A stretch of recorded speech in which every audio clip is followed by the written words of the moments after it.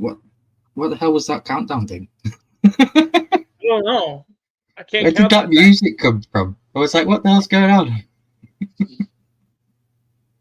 How's everyone Happy doing? Saturday, everybody. It's Saturday. My name's Ryan. This guy over here is Poppin Missouri. You might know us as the Horseman. We're back. We're here. We're chatting. It's Saturday night. We thought we'd have a good night. What's good, brother? And hi, Milky. Hi, Blaze. Good to see you, bro. What's up, Blazer? First, giving a Dead Zone Citizen sign. That's the universal sign for Dead Zone Citizen, right? I think it is. Yep. It's like Batman. You put that up there in the sky, he shows up. I'm drinking through a straw because I've got really bad toothache at the minute. I do have some beer. I do have some beers though, so I'm going to drink the beers through a straw as well. That'll get you drunk faster, or I don't know. So yeah, I'm not drinking through a straw. I have to, unfortunately. Hope everyone's having a great Saturday. Yeah, it's been a while, man. It's been probably a month, at least. It's longer than that for me, yeah. At least. Jeez, 2 weeks. Man, we did a live 2 weeks ago, but yeah, I've not been in the swing of it at all. No, I'm so damn tired that I don't want to even leave my couch. So that's pretty sad, but I'll be totally honest. That's the way it's been here lately. So definitely. Blaze is good. How you liking the new season, Anthony? I see you've been watching it a bunch. Exhausted, took a nap today, working all weekend. Yeah. You're working on a weekend? That's crazy. That's not like you. No, that's probably really, really good money where he works. Yeah. I don't know what the new Fortnite season's like. I've seen little clips here and there. Again, I haven't turned my Xbox on since early January, so it would probably take me 2 days to upload. Probably not, but you know what I'm saying. I've seen like Courage and Cypher playing a little bit. I'm proud of each of us. I watched Happy Gal a little bit today play. I can't stand her. I'm sorry, but I can't stand her. I know you've sent me the link before. I feel like it's completely. It's the screaming, but I feel like it's completely put on for the audience. I don't feel like she's genuine. No, Whereas I watch Courage and I watch Cypher, and those guys don't fake who they are because they're good at the game. And I don't know. When you mentioned Courage and Cypher, that made me smile a little bit because I feel like my Fortnite passion has maybe rubbed off a little bit, and you've took a hold of the two greatest people in my opinion, you could watch in the space.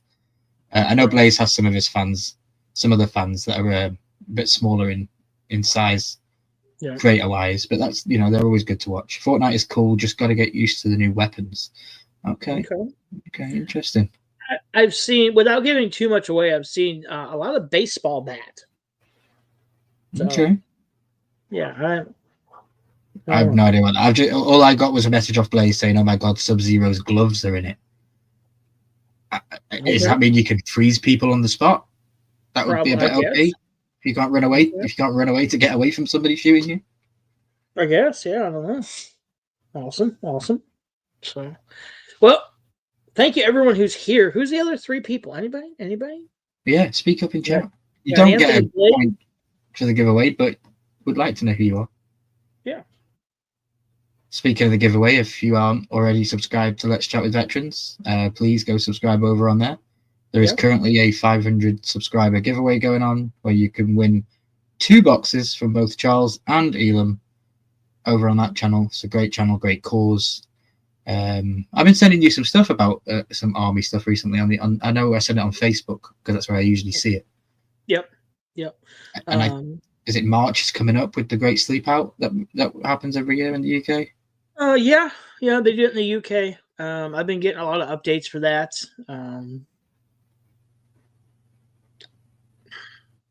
I don't want to say much more about that. Okay. And I'll tell you backstage. I'll tell you backstage why. Okay, so I just walked into a conversation that I didn't even know I needed to walk into. So we'll talk about that later. Yeah, you're all good. No, it's we said last week or last year that I would love to be able to do that, and I plan on doing it. I hate to say this, even if it's in my garage, this thing is basically outside. I mean, it's a concrete floor. It's 30 degrees outside. It's 30 in here. So, you need an electric blanket just to stay warm while we go live. Exactly. Places that you can fight with them, and then when you walk on water, it freezes. Okay, interesting. Awesome. So, yeah, but yeah, we're having a lot of fun over there in Let's Chat. We do have a guest coming up at some point in time. With the winter we've had here in Missouri, I just have not had a chance to be home on Tuesdays. So yeah, we get that, and we always say life comes first, and we fix that, and then we'll be back. There's plenty of time in the year where you will get probably sick of us being on every single Tuesday, Wednesday night, or whenever we choose to be on, because things do die down, and we do get that free time. It's just you work in an area that's needed during the winter, and we respect you and thank you for that, for what you do. So it's just crazy. I see that the snow happens over there, and then I fear for you. It's like, damn it, And for me, it's like, oh my God, it's such beautiful stuff. But then I'm thinking, that's just a nightmare to Charles. There's sometimes it could be like, oh, that's awesome, and then about 20 minutes later, you're like, okay, I'm done with it. You can go away now. So how long have you been there now working? When was the last time you enjoyed a winter? See, I've been there. This is my 19th winter. I'll actually have 20 official years on April 18th of this year. So 2 months from now, I'll have 20 years. So this is technically my 19th winter. I would say 20 years ago. And I know you love your job, and I know that you wouldn't do it if you didn't love it. But do you like the winter? Do you like the snow and the cold weather? I do. I grew up in Northern Illinois. I'm used to it. I'm one of those people. I can be outside with no gloves on, a t-shirt, just a sweatshirt. Everyone else has bibs on, coveralls and hoodies, and I'm just walking around, just doing my job, because I don't know, I just don't get cold as easy, I guess, as most people. But I really do love winter, but it's just you still get to enjoy it because you're constantly working.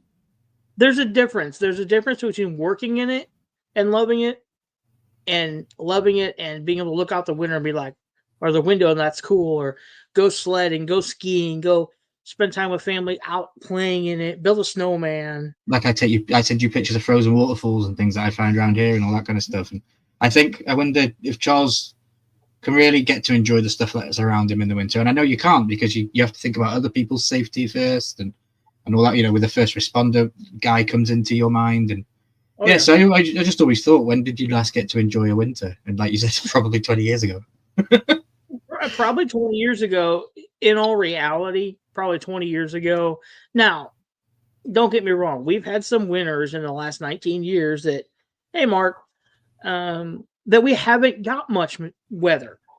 We've had winters where we didn't get below 40 all winter long. Maybe a week, maybe 2 weeks, maybe.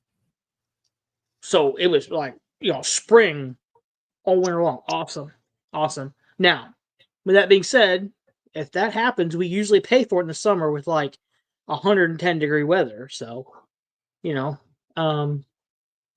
I would say 20 years ago, no, like I said, I still enjoy winter because I just love it. But 8 years from now, I'll really be able to enjoy it when I'm sitting out, looking out the window, calling my buddies that are still working there, going, when are you going to plow my road? Come on. My road's ridiculous. Come on. Like people do to us right now. So yeah, I'm going to have a blast with that. Sure. Yeah, you'll be phoned in the head office like, if back in my day, this would have been 2 hours ago, we would have been done. Love it. Oh, I'm hoping I can get over there before you retire. That's not 8 years. Yeah, we should easily sort that out. 8 years. Yeah, crazy. We had snow on Christmas Day this year. I remember doing I was going through my phone yesterday trying to make space, as I'm always trying to do. And I found a video, and it was me walking down the street, and it was actually snowing on Christmas Day. I was like, wow, crazy that we actually got that. Oh, yeah. We haven't had a white Christmas in a couple years. I know that. We've had white Thanksgivings, white Christmases. I've even had a white Easter where had to work on Easter pushing snow, and that's usually like April. So Wow. yeah. Hey, Corey. What's up, Corey? Appreciate you always hanging out so late every night. Appreciate it. This is completely off the cuff. Me and Charles came up with this idea yesterday. We was like, do you want to go live tomorrow night?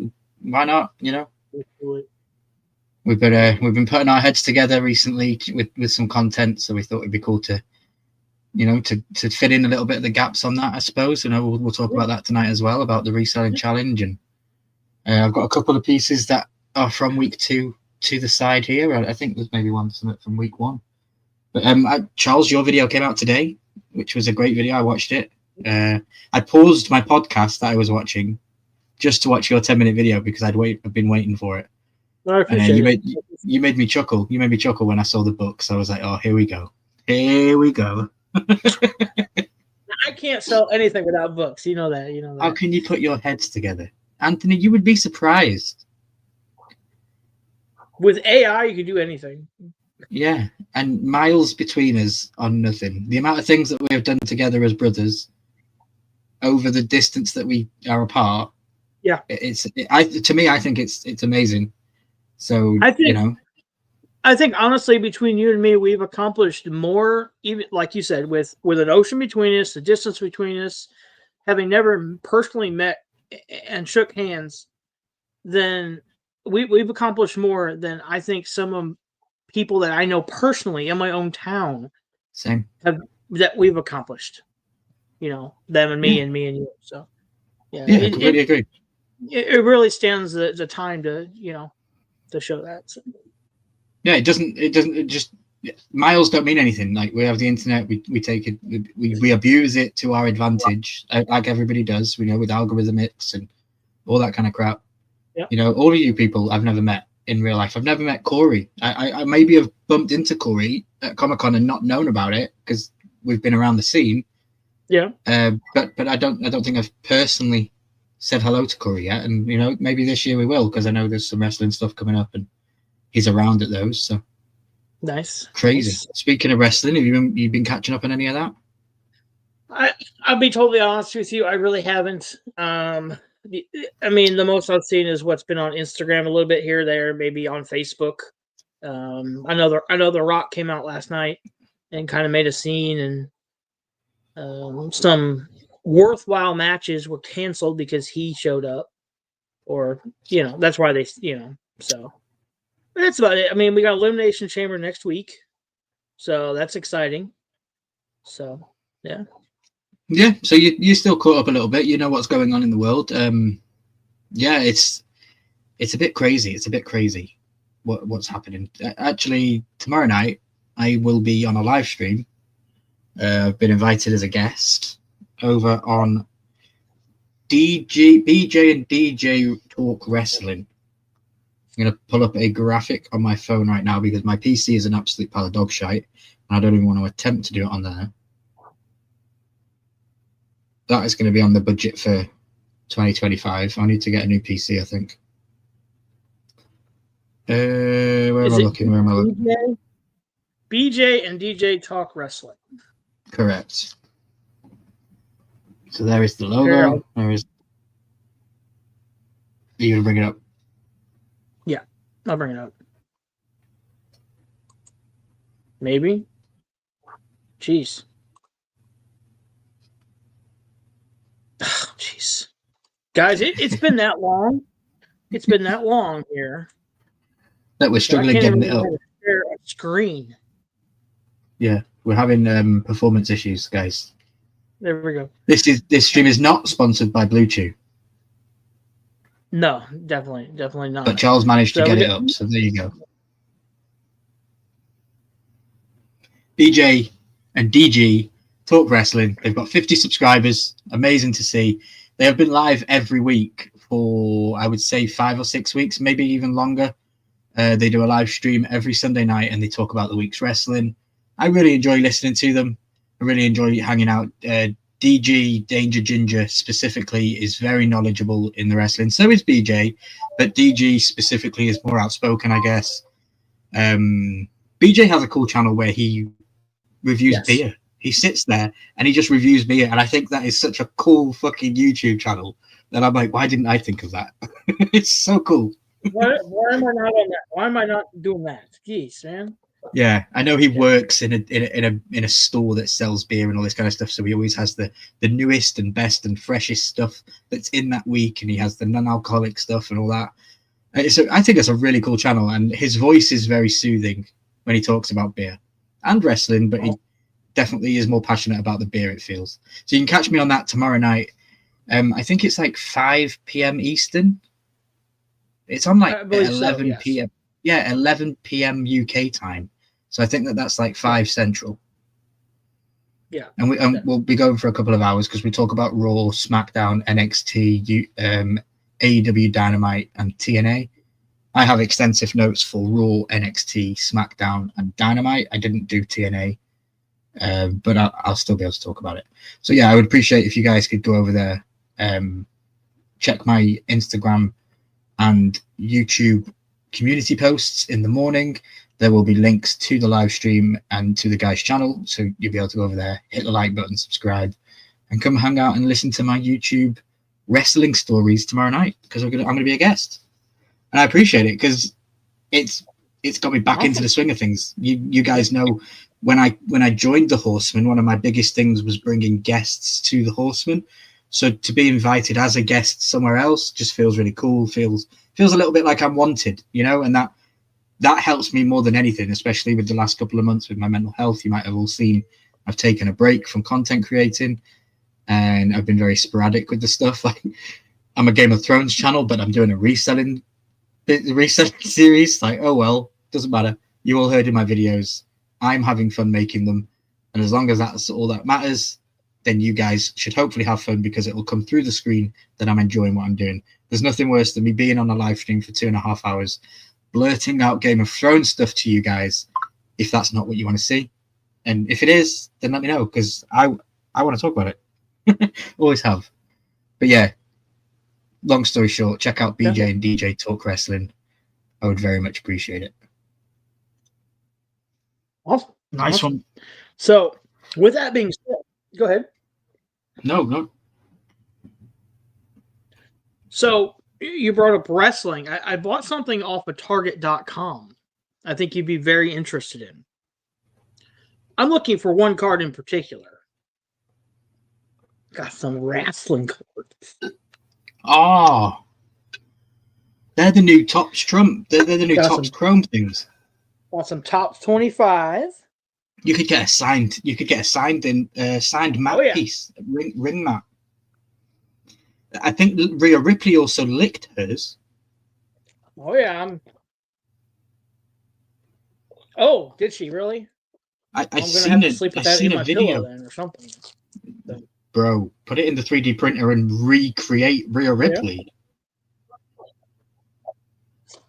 Yeah. I'm in. That's what 3D printers are for. I don't know if I have enough filament, but I'm gonna give it a shot. I know. Oh, I'm sure you can produce filament for that. So, Topps Chrome 2025, we'll open one pack up. There's 4 cards per pack, 7 cards per box.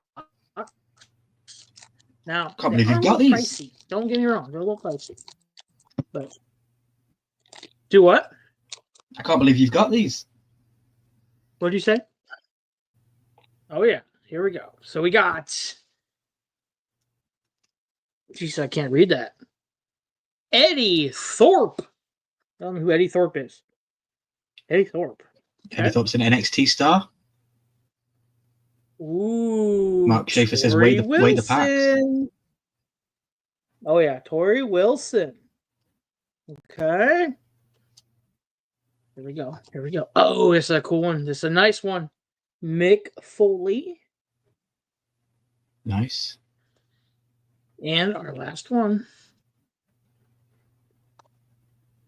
Look who it is. Danny Palmer. There we go. All right. Those are pretty cool cards. They're very thick. Like, I know why they call them chrome. Good God, they're shiny. So no numbered cards. Okay. 119, How much did you pay for those? 138, oh, NXT is where that $29 a box. Wow. So just over $1 a card. Yeah. So Heavy packs are the hits, says Mark like Schaefer. I said, and a little expensive. let's open another one.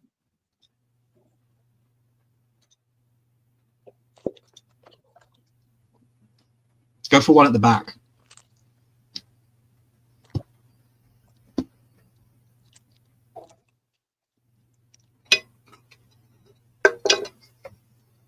I hear the best sound in the world. Going to a Whatnot stream near you.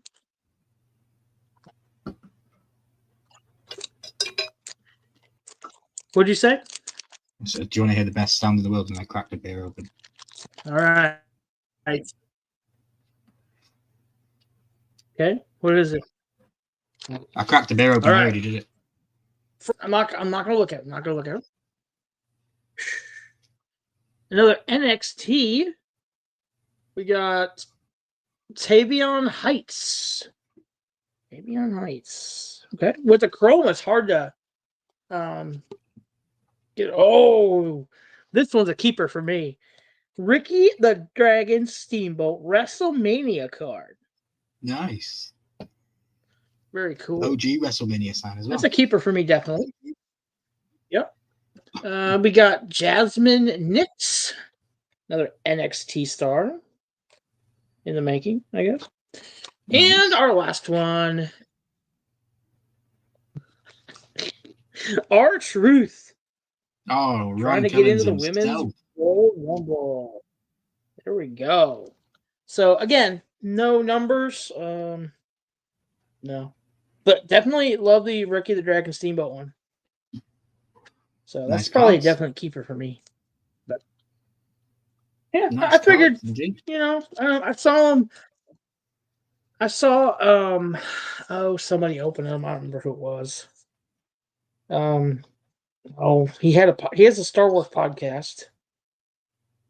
He was going to do Stuck With You for wrestling. Powerbomb Nation. What's his name? Powerbomb. Powerbomb Nation. So yeah, we still got packs in that, and I actually bought. Yeah, Powerbomb Nation. There we go. And I actually have 2 boxes of them. I bought 2. Yep, nice.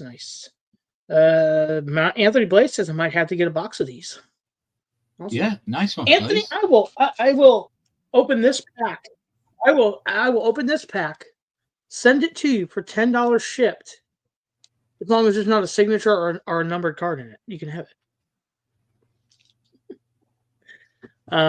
Yes, the $60 hobby boxes do have more hits than these here, but can't find them anywhere.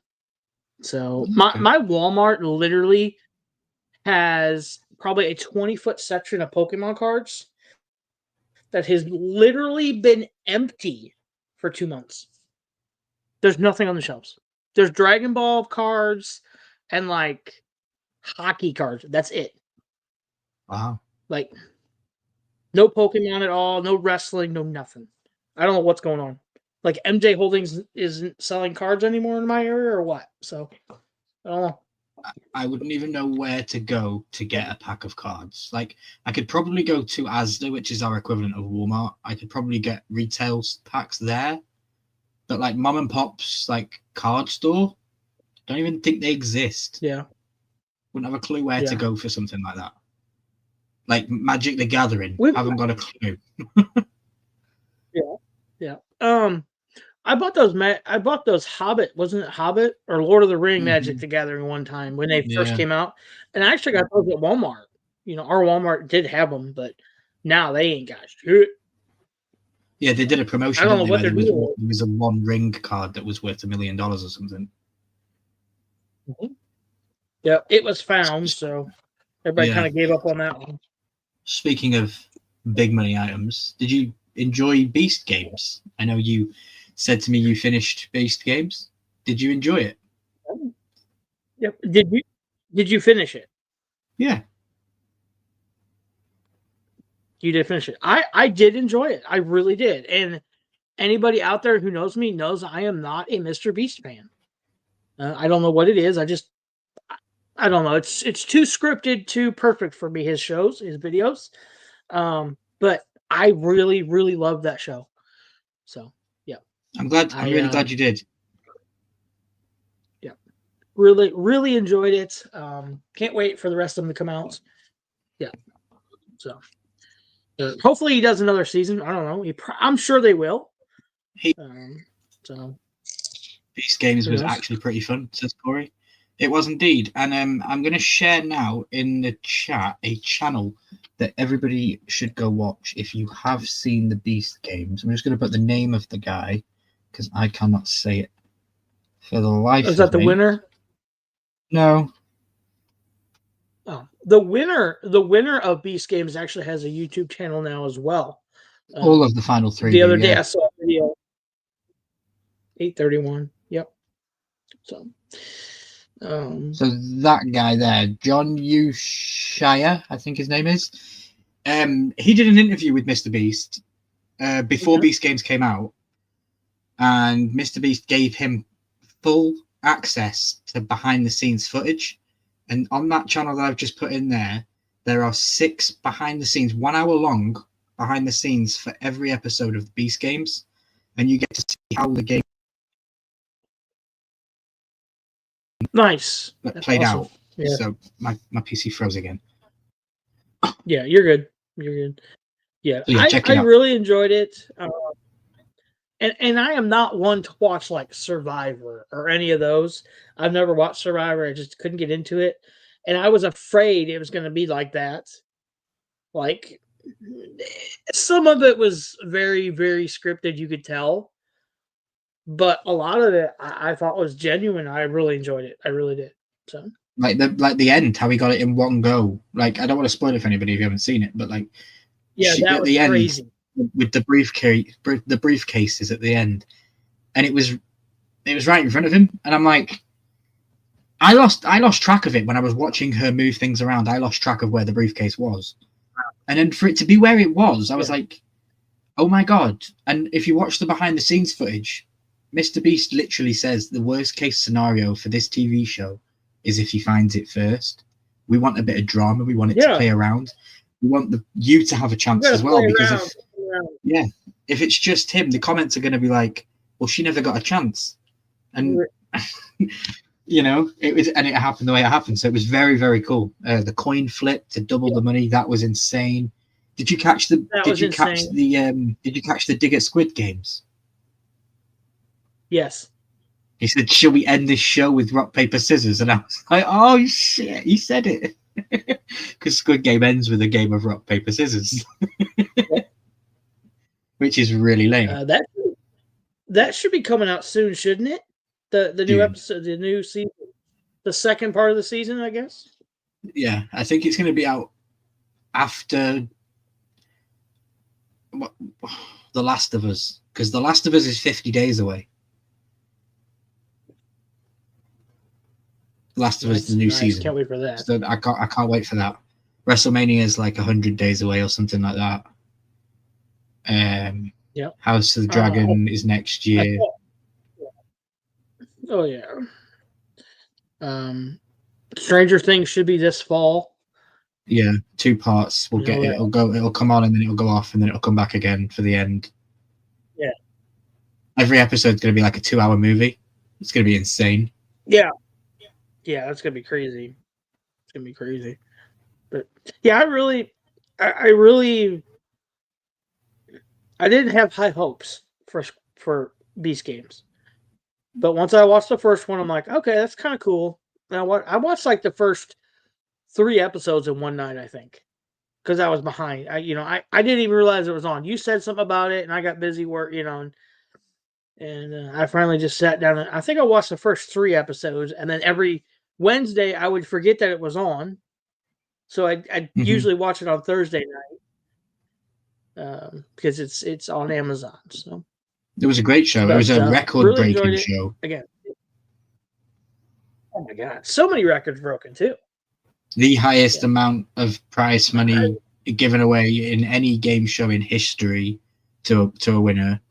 Like it sets all of these other shows to shame. Like you win Big Brother and get like $1 million, and then like no, the winner walked away with $10 million. Now they don't walk away with $10 million because they're gonna get taxed on all that, and I wish they would say that in the show. They're gonna walk away with just under 7, probably. Like the guy in third place, he offered somebody £1 million to self eliminate themselves at third place, and the guy took it.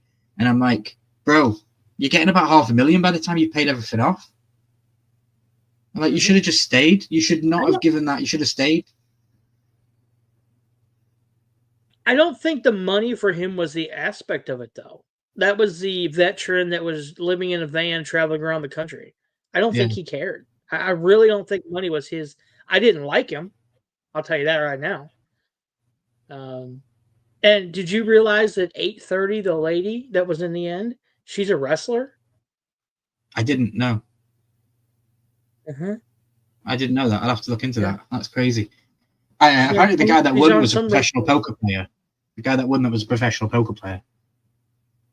Yeah, I could see that. It was a lot of mind over matter type things. What was your favorite game? What was your favorite episode? Favorite game? I personally like the train. The train was good. The train was good. Made you into a villain. You couldn't hide amongst your friends. It made you a villain.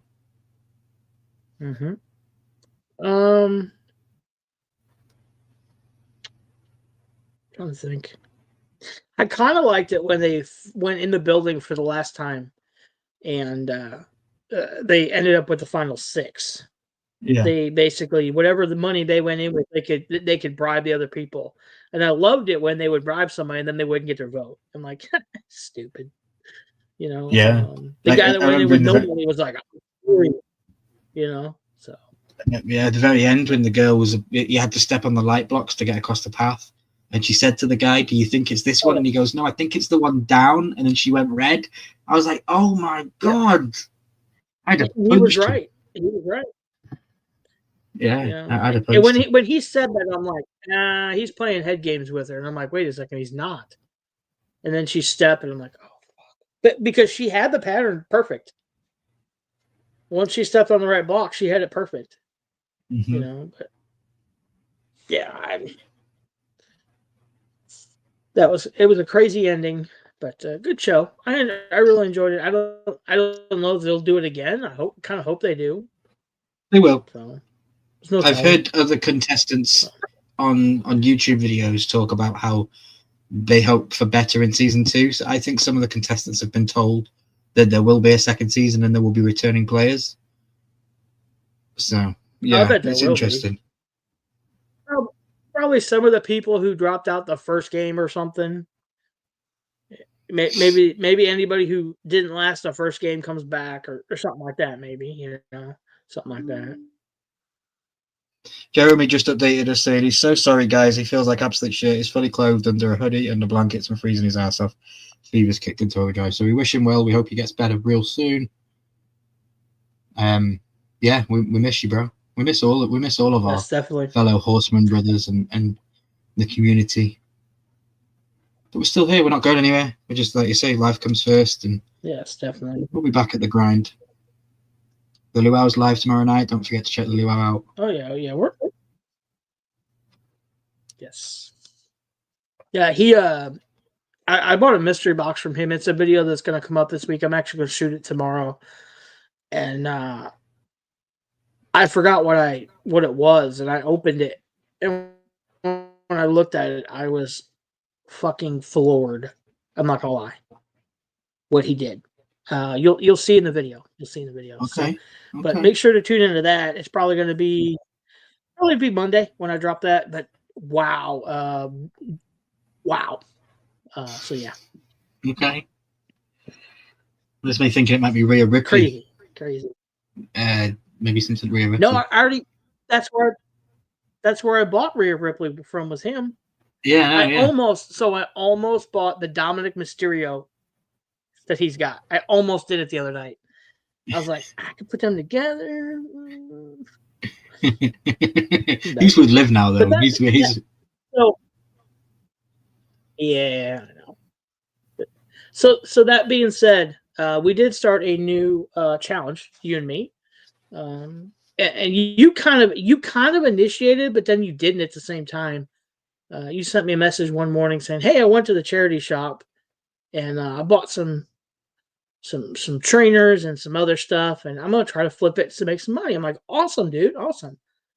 So that me, it got my juices going. I'm like, "Hey, I'm gonna challenge him." So we did, and I'm having fun with it. I'm having a lot of fun with it. You put the fear of God into me when you challenged me that first time. I was like, oh shit. I was like, the king of flipping has challenged me to do a flipping challenge. Yeah. I was like, oh no, but I did. I was walking past the store, and I'm never usually awake. I'll be honest with you guys. I live my life in the UK on a very much a US time schedule. So I will sleep during the day in the UK and be awake during the night. Like right now, it's 2:37 a.m. on a Saturday night. I am wide awake, drinking a Budweiser through a straw. Like, this is just normal time for me. And it was for, I don't know what it was. I think I had a meeting the next day or something. So I was up that day, and I thought, okay, I'm going to go to the store, get myself a can of Coke, because I like to get cherry Coke. And there's only one store that sells it. And it was next to this charity shop. And it just so happened to be open. So I thought, fuck it, let's just go in and have a look. We went in and had a look, and I'd been watching content on YouTube for about 2 weeks of other people doing reselling stuff. Ricky Sells, you've put me onto. I've been watching Retro Reseller in the UK, goes to all the car boots and all that kind of stuff, gets loads of content. And I just thought, fuck it, I'll go in and have a look. And I seen these trainers. There were some Nike trainers, and I asked the lady, how much are they? Oh, £2, 5 items for £5. I'm like, what? 5 items for £5? That's cheap. I was like, okay. So I got 5 items. And then as I was coming out, I thought, what can I do? I'm bored. I haven't done any content in so long. I'm just bored. And I just got my camera out, and I just spoke to camera and I said, hey guys, I've just got these items from the store. I'm gonna channel my inner Poppin and flip these, because this is what Poppin does. And then I think you saw that video. I put it in the group chat, and the rest is history. We're on week 3 this week. We just uploaded, both of us have just uploaded week 2's items. Very different items between the two of us, I must say. I like the difference in what we're getting.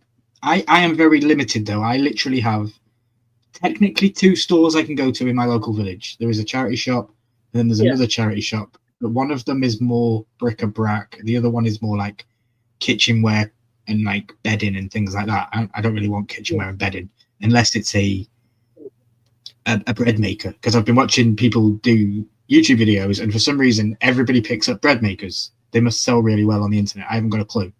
So if I see a bread maker, I want to buy it. Okay, so bread makers don't sell very good on like eBay and stuff.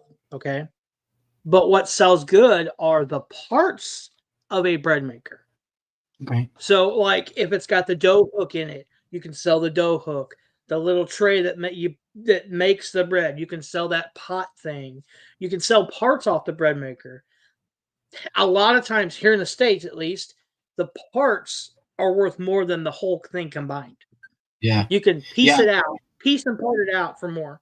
Yeah. I watched a YouTube video yesterday where the topic of the YouTube video was a 35-minute video. The topic of the YouTube video was parts not working. All items were parts not working. And he went through all these things that he had, and he said, this is still worth $200, and it doesn't work. And he was explaining it all, and he was breaking it all down, and I was like, wow. He's like, just because you go into a charity shop or a thrift store and you see electronical stuff in a box in a corner, that's still valuable, because people might want a disc tray from a DVD player or a laser from inside that thing. And he says, don't always think that that's not worth anything. It might be, if it's $1, pick it up, it's worth it. So I am learning those things, and you've already given me some things to think about, because we're doing this challenge to try and make some profit. I'm trying my best to get the maximum profit I can. So like I paid $1 for a pair of trainers. I'm trying to get $22 for them because that's what they're worth.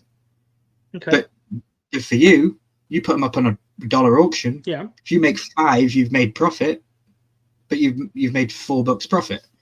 For me, I'm not at that stage where I'm ready to do that yet. I'm happy for it to sit where it's sitting, and it will sell. I think it'll sell for 15, maybe a bit more. I don't want to go too low, but I am each week dropping my prices by like 50 cents or like 75 cents, or doing like a free shipping deal on a Sunday, and I'll put a little post up on my Vinted page saying all orders today are free shipping, and I can fix that through the system and stuff. But I've had no sales, so I have had no sales. I did pull a couple of items to show some people. This is on my Vinted. This is a Harry Potter light, pretty damn cool. There's 4 of them in the set. Cool. I've never seen one of those. Yeah. Very neat. What does something like that go for? I have this up for $10 on my Vinted. But I think like brand new. I don't know where. Nice. Can I scan it with the Amazon app maybe? Okay. Now, you might be able to, or the eBay app would work probably if it's got a regular barcode. Now for us in the States, what is Vinted? We don't have it here. So what is Vinted? Vinted is a marketplace app that was originally started for people to resell their unwanted clothing. So you could post up a picture of a T-shirt and you didn't want, it was in good quality, and you could sell it. But they've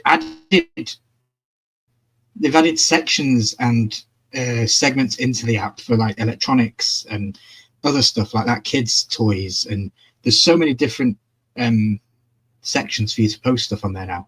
So basically it's like eBay, but there's no bidding system. So you put your price on that you want, and then you have a limit of 25 offers per day.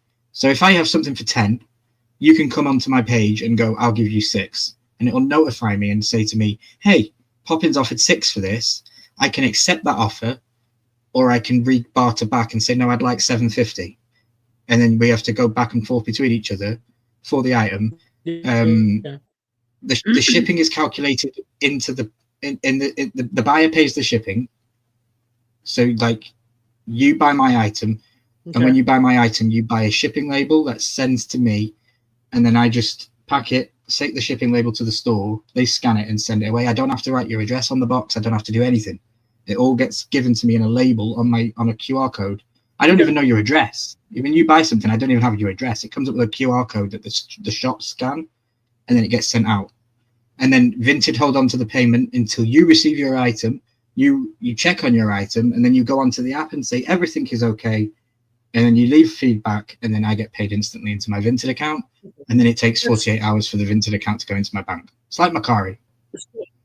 So like that's kind of like Macari then, yeah, basically. With the payment hold until the buyer receives it, leaves feedback. Or I know on Macari you have like 3 days to leave feedback, and if you don't, it automatically closes and the seller gets the money. Same. That's the same way? On the yeah, same. 3 days after the notification of the item being delivered. Yep. If they don't leave feedback, you get automatic positive feedback on the account. Okay. I honestly challenged you to this challenge, and I did what I did because I sold some of my personal Funko Pops over the start of this new year. I'm just loading up my Vinted page now. Go to view profile. Earnings since joining. Excuse me. So recently in this new year, I don't know if you know, but my signed Matt Smith Daemon Targaryen Funko Pop, that's sold. I got 200 US. I got 200 US for it, and I'm happy that it went because it was something that was just sitting there for me, collecting dust and losing value every day. I have the memories of having that pop. I have the photograph of meeting Matt Smith with him holding that exact pop. So for me, I've always got that memory. I don't need to hold on to something so expensive. And that just kicked the ball down the hill for me. I was like, oh my God, that was super easy. Yeah, it was up for sale for a couple of months, and it did sell on eBay, but I also sold stuff on Vinted. Recently, since January, I've made 336 UK pounds on Vinted, which is pretty good in 2 months. In 2 months, I made 336 pounds, but it's all in Vinted, so it's pretty crazy. I go to my profile and scroll down. What have I sold? I sold a Walkman. I had a very old Walkman cassette player that I sold for $20.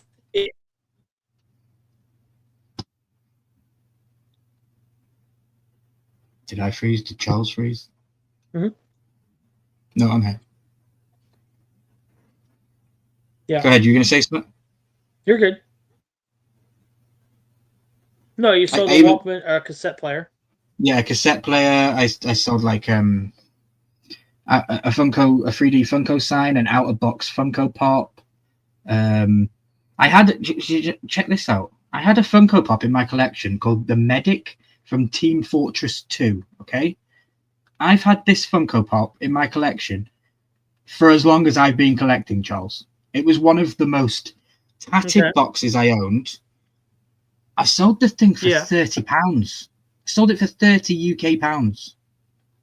I'm like, I'll be honest, I've never heard of it. So no, I scanned it. It was worth 53. I've never heard of it, but it's an old Team Fortress game. Like back in the day, it was a 2016 or a 2015 pop. So it was an old pop. I was like, okay. And yeah, someone snatched it up, and I said to him about the box. It's damaged. He goes, mate, I'm taking it straight out of the box. It's going to be with my collection. It actually completes my out of box Team Fortress collection. Well, that's pretty cool, you know. And nice little story to round it all off. I've actually made friends with the person who bought my Matt Smith signed Damon Funko Pop. Made friends with that person. They've messaged me in private messages, and that person is the pride of their collection. And I'm so happy that it went to somebody like that, and not just a flipper that was going to make more money on it. Because, you know, it was, I had the conversations with buyers. Some people really lowballed me and said, look, Ryan, I can get that pop signed by Matt. That pop costs $20. I can get it signed by Matt for this much. And I'm like, go and do that. But right now he doesn't sign character names. He only signs DT. He doesn't do the whole Daemon Targaryen. And none of the signatures look the way mine does. Like, you can't find another one that looks that nice. And it was genuine. No. So yeah, I'm happy it went. Did you see? This is yours was a good signature for sure. This is my surprise item of the week too. Did you see this thing? The 65-watt power supply for the laptop. I think that this might sell well, and I paid £1 for it. No, I didn't see that. Is that in your video? Yeah, it's in this part 2. I did see it then. Yeah, okay. It's a brand new Microsoft Surface 65-watt power supply. It's brand new. I'm like, I can get quite a lot of money for that. And I paid £1 for it. Only $20. Have you looked it up? No. Do you have the eBay app on your phone? Yeah, I do. Okay. Is there a barcode on there? I didn't know you could actually scan on there. Yeah. Yeah. So if you go to the eBay app, this is eBay 101 for everyone out there. No. Go to search for anything up top. You see that? Yeah. Okay. Click search for anything, and then go to your picture, and then on the bottom, mine says image or barcode. Yeah, I've got that. Corey asks in the chat, you going to any just cons scan your barcode. Year?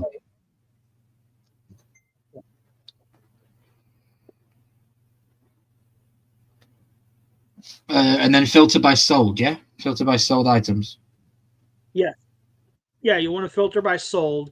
You can just look at the for sale, but I can put it up for $500 if I really want to. Yeah, show 25 and a lot sold. of people go off. Yeah. And then another thing you will go ahead.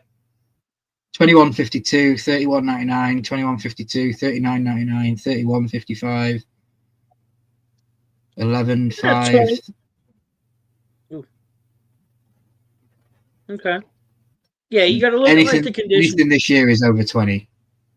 Okay, so yeah, so there's an easy $20. You 20 times your money on that one item. And if only you could 2 sell of the it 10 quick. items are boxed. There you Only go. 2 of the 10 items are boxed, and they got 49. The boxed one's got 31. Interesting.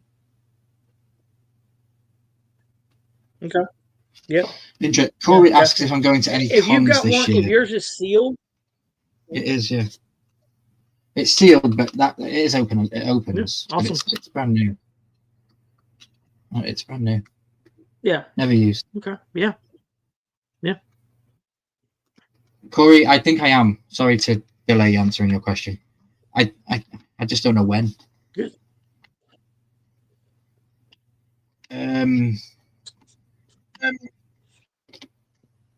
Possibly July. I'm going to Salou in September.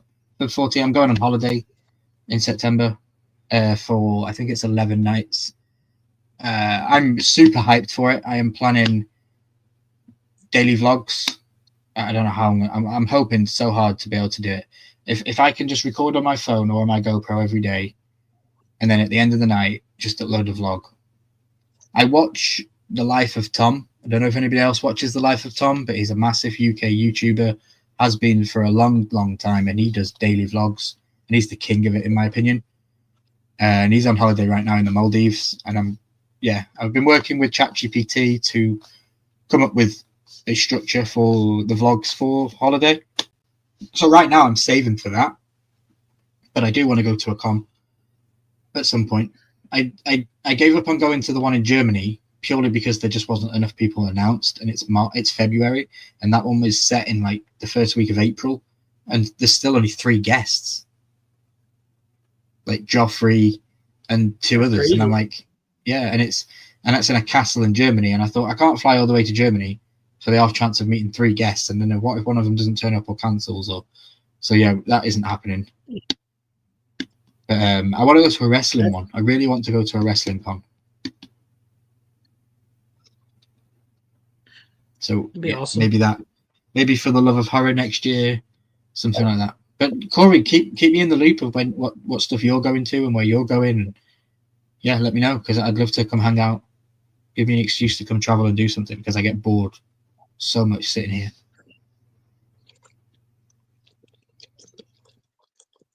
And Corey, I appreciate you hanging out. I don't know who's in the chat. There's 2 of you, Corey and somebody else. Yeah. Don't know who it is. Yes, thank you, everybody who's been here. Anthony, Mark Schaefer, Kenneth, good to see you, bro. Sorry if I didn't say hi. I'd just seen you pop in there. Yeah. So yeah, I'm looking forward to it. Like I said, 2 items that I thought I'd show you guys. Yeah, that's the stuff that people always like laugh when I tell them, you can buy it for $1 and sell it for 20. No, you can't. Yeah, you can. You just gotta take a chance. It's a $1 chance. Yeah. That's why I'm really loving this challenge that we're doing. I've seen YouTubers do $100 challenge. $100 challenge is hard because you're putting out $100 to start with. I also couldn't spend $100 in my local charity shop. I don't think that they would let me take all of the genuine stock. They give me 5 items for £5. Yeah. If I was to go in there and spend £100, I would wipe out the store. This is a tiny. My room I'm in now is probably 2 times bigger than the entire shop. It's a shoebox. Exactly. Exactly. Yeah, and the little store I'm going to is a little community thing too. I'm not going to any bigger stores, and I decided that when we decided to do this, I said I'm going to go to my local one like Ryan is. That's the only one I'm going to shop at. So yeah, but now this week we're doing something a little bit different for week 3. We are. We're actually just going to gather a couple things up, 5, 6, 10 things from around our own home, and so. And I've actually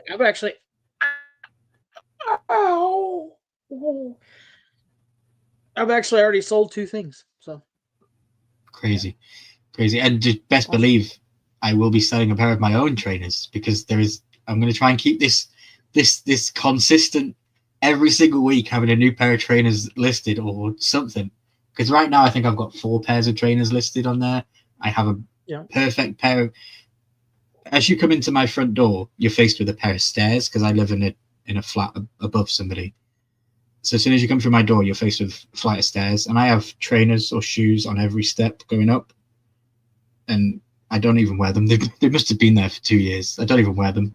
So I'm like, hey, start at the bottom, list one this week, start next step next week, and we'll see what we get rid of. I had a funny comment off Jeremy because I was going on about how the shoes were clown shoes. They were absolutely massive, and then they were a size 10.5, and he nearly spat his tea out because he's like, that's my size. I wouldn't fit in a 10.5. No. I'm a size 5, so I'd get 2 of my feet in one shoe. I'd only need one. Yeah. And I got a nice comment from Umpty, who I want to wish happy birthday to, the sticker man himself. It's Umpty's birthday. So I'll raise a beer to Umpty, and I know he's not here. He's probably drunk somewhere with Jar Jar, knowing him. Happy birthday, and hope him and Chuck are not going too well. Jar Jar and Chuck, yeah. He said to me that he wanted to do a challenge where I sell one shoe to one customer and another shoe to another customer from the same pair. I was like, I don't know how that would work. Well, that being said, I do know of a YouTuber. They do reselling. They're actually here in the States. They actually had to do that. They bought a brand new pair of work boots from a yard sale. They got them home. They were 2 different sizes. Okay. Somehow. They literally sold them as singles for like prosthetic. They actually ended up selling both boots. So they were able to do it. They had one left, one right, but they were 2 different sizes, wouldn't work. It's all about how you advertise it, yeah. Yes, yeah. They had to adapt and overcome. And that's a lot of, and I feel like we're going down a reselling rally here, but that's a lot about reselling. You just have to adapt. Some of the stuff I bought for week 1 didn't sell. So I threw it in a mystery box, taped it closed, and sold it. Because they didn't know what was in the box. I know what's in the box. They paid a couple bucks for it. I'm almost even. I'm happy. It's gone. You think I came here just to hang out and do a horseman live? Really, I'm taking notes. I'm learning from the best on how to sell these things, because I've had no sales since I started this entire thing. I've had nothing. I am not the best. Trust me. I've been doing it 3/4 of my life, so it's second nature. We went to 2 antique stores today, and going through my mind the whole time we were walking around those stores is, what can I buy that's cheap enough that I can put on the dollar auction site tonight, sell tomorrow night, and make a couple bucks. That's all I was thinking about, the whole time. Yeah. So, but that's me. I don't know why. I don't know why I'm wired like that, but I am. So I've been like that very recently. I look around, especially this year. I've just been looking around my own room and my own home and been like, I could sell that.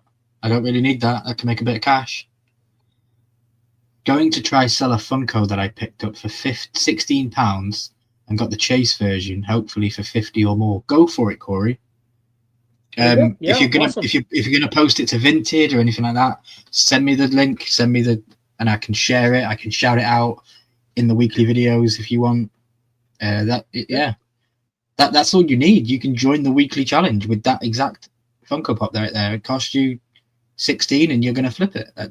That's the rules. Yeah. Find something for $5 and flip it. There you go. Yeah. I have other ideas for challenges. Like Charles says, we have a challenge this week where we're going to do our own items in our own home.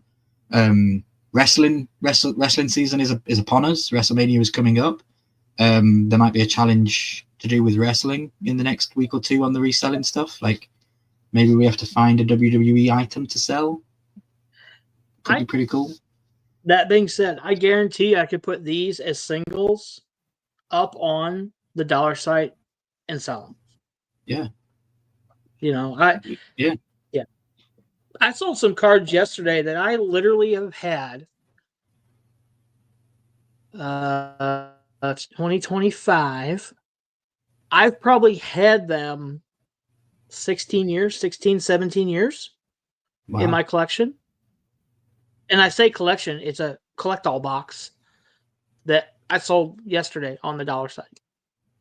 I'm like, I don't need Nice. them. They're just sitting here. They're not taking up any space, but I'm like, hey, a couple bucks. So one guy bought both sets. I'm like, cool. So what's up? How do you work shipping? Do you have a flat rate shipping thing that you just charge every person for any item, or is it harder? So the way I do shipping is exact. Whatever it's going to cost. Like right now, and I just chatted with a guy. We talked about the Cash App thing earlier. That guy got back to me and he said his son has PayPal. He can pay through him. I said, okay, I'll let you know what total cost be then. He ordered two 3D printed things. Those will be the first two 3D printed items I'll send anywhere, which is exciting for me. Which is exciting for me. Now, what are they going to weigh? I don't really know. That's the problem.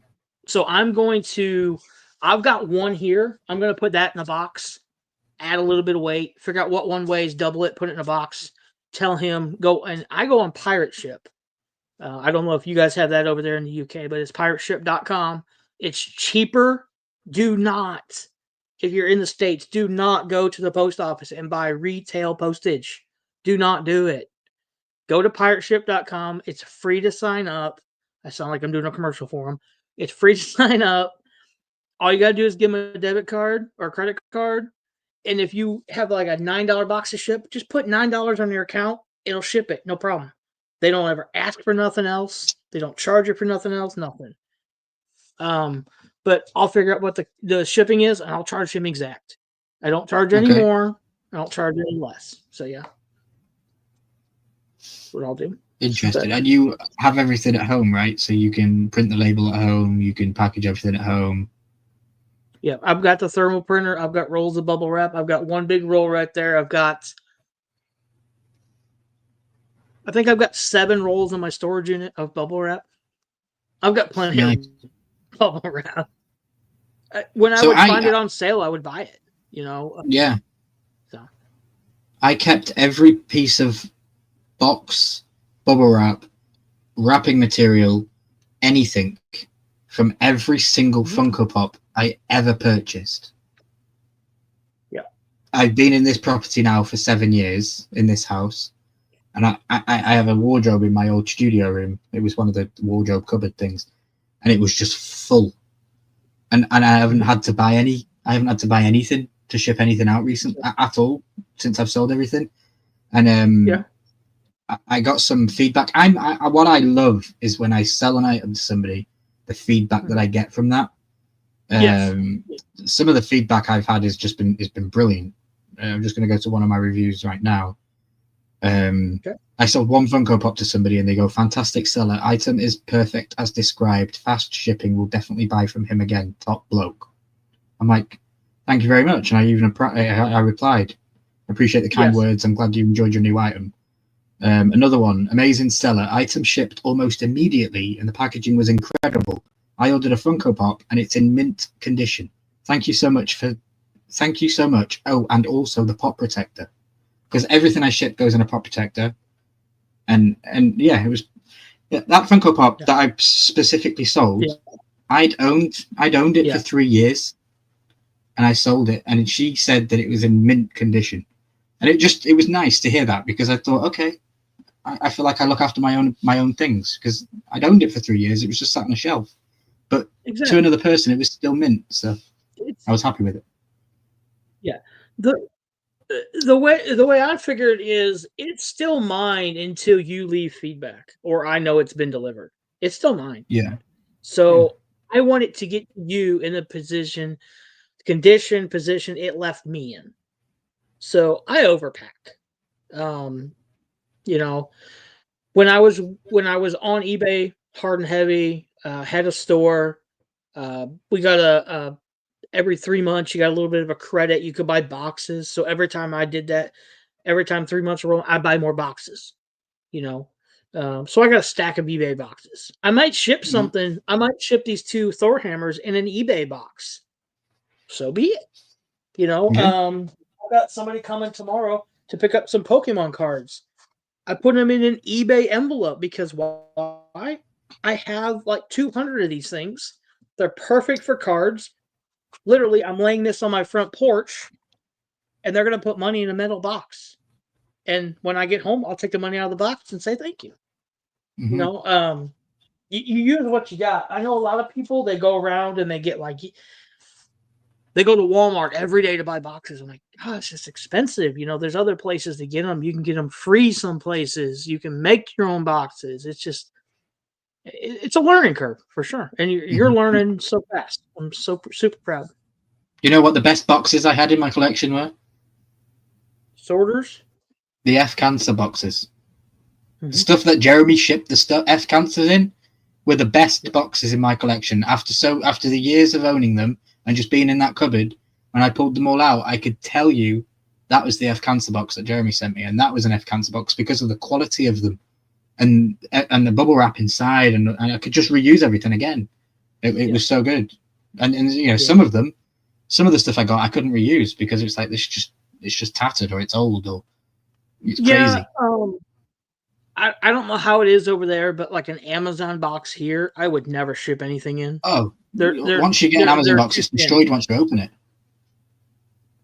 An Amazon box here is so thin that now when I saw like a mystery box from the house, like just throw shit in it and sell it for a couple bucks, it'd probably go in an Amazon box. So I save those Amazon boxes for that. Yeah. But I won't ship something in an Amazon box across the country. I'm not doing it. They're just not. They're not loud enough. They're not strong enough. So. And I'm interested to get on the $1 sites. I think I'll do one of the weeks of the challenge where I will post that week's items on the dollar auction sites, because I know that if everything goes for over $1, I'm making profit. Like, that's fine. We'll see how that goes. I definitely want to try that out, because maybe I'll get the enlightenment of just getting quick money coming in and not having to wait 6 or 7 weeks for something to sell for the price I want it to sell for. But yeah, I'm definitely interested. If anyone wants to check out my Vinted, it's Northern Soul 14. If you look for the Demogorgon face, is my profile picture. You can tell it's me because if you look carefully, my ginger beard is sticking out at the bottom of the mask. And my eBay one is me wearing a Batman mask. I've got eBay as well. But there's going to be some videos coming out. Charles, I want to see a video from you where you go through. I want you to document, if you can, the whole process from sale to shipping. So if you can document your expression or your face when you see something sells, and then what then you go through to ship that item. Yeah. So like if it's picking and packing, and then, you know what I mean? I just want to see how you do that, if that's possible. And I'll do the same as well if something ever sells. I can definitely do that with these pieces I'm gonna make. So, and I don't know. Do you have? You said you do, but do you have $1 sites on like Facebook? That's what I go on. I think so. I just haven't. I'm not a part of any of them, so I need to find some. It's just a Facebook group. It's our local, and somebody started it like a year and a half ago. There's like it's a private group, but there's like 6,000 people on there, which is nice. So you're usually selling to the same people. I mean, now it comes down to basically you won something, I'll DM you. I DM the buyer, and 97% of the time we've talked before. So I tell them, hey, pickup's at the same spot. Metal box will be in the same spot. I'll put it out on the front porch in the morning. That's good. I come home, 90% of the time it's gone. I've got 2 people on that site I will not sell to. And I've told the administrators this. I said, if they post a bid, I will delete it. I don't care. Because they've not picked up before multiple times. One person has ghosted me at least 3 times for items. Yeah. Wow. Don't get me wrong. It's $2 or $3 here, $5 here, $10 here. But that's $20, let's say, that I could have had from someone else. Now you've fucked me up. So yeah. But I decide I would like it at first, but like you said, I don't mind waiting 6, 7, 8 weeks on something that's going to sell. If it's, like on eBay, I would pick up for $7 at the Amazon store an $80 item. I don't mind waiting 6 weeks to sell that. But I don't want to go to a yard sale and buy something for $1 and wait 6 weeks for it to sell for $5. I would rather pick it up for $1, sell it for $3 tomorrow. Boom, I made $2. I'm rolling. Now I'm rolling into the yard sale with $3 to spend. That's the way I look at it. Yeah. No, I completely agree. I've thought about my strategies for buying, because like it takes a lot for me to be up to even go to the shop, to go to the store, the charity shop, because it's on a different time scale than my body's used to. So I do find time to do it. But like with also my pay structure, I'm only paid monthly. So it's like, do I just spend 20 bucks at the start of the month and buy for 4 weeks worth of items? Or do I just have the 20 bucks in cash on the side and go 4 times a month and visit the store weekly? Because you don't know what's going to be new stock. You don't know what's going to come in, Yeah. And one thing I would suggest you do is, my store stocks almost every day, so it's kind of hard, but maybe get in with the owners and be like, what day do you usually stock? Is it every day? Is it just on Mondays? Is it on Wednesdays? Tuesday? What day do you restock? Yeah. And if they say Tuesdays, try to be there when they open. Yeah. Yeah, they're open on Wednesday, Tuesday, Thursday, and Saturday, 10 till 1, and that's it. Okay. 3 hours a day for 3 days a week. Try to figure out what their restock day is and hit them on that day, because that's when you're going to have your best opportunity to get newer stuff you haven't seen for 3 weeks. Yeah. So. Yeah, definitely. I'm looking forward to it. It's going to be fun little challenge. And there's no stopping. There's no end to it. We can just do this for as long as we like, and as long as we're having fun with it. And I do have a goal in mind for the total and what I want to do with the money that I'm earning from it. But that'll come in time, I guess. I'm not going to lay out those foundations too early, Yeah, exactly. You always have to have an end goal, and you've heard me say this.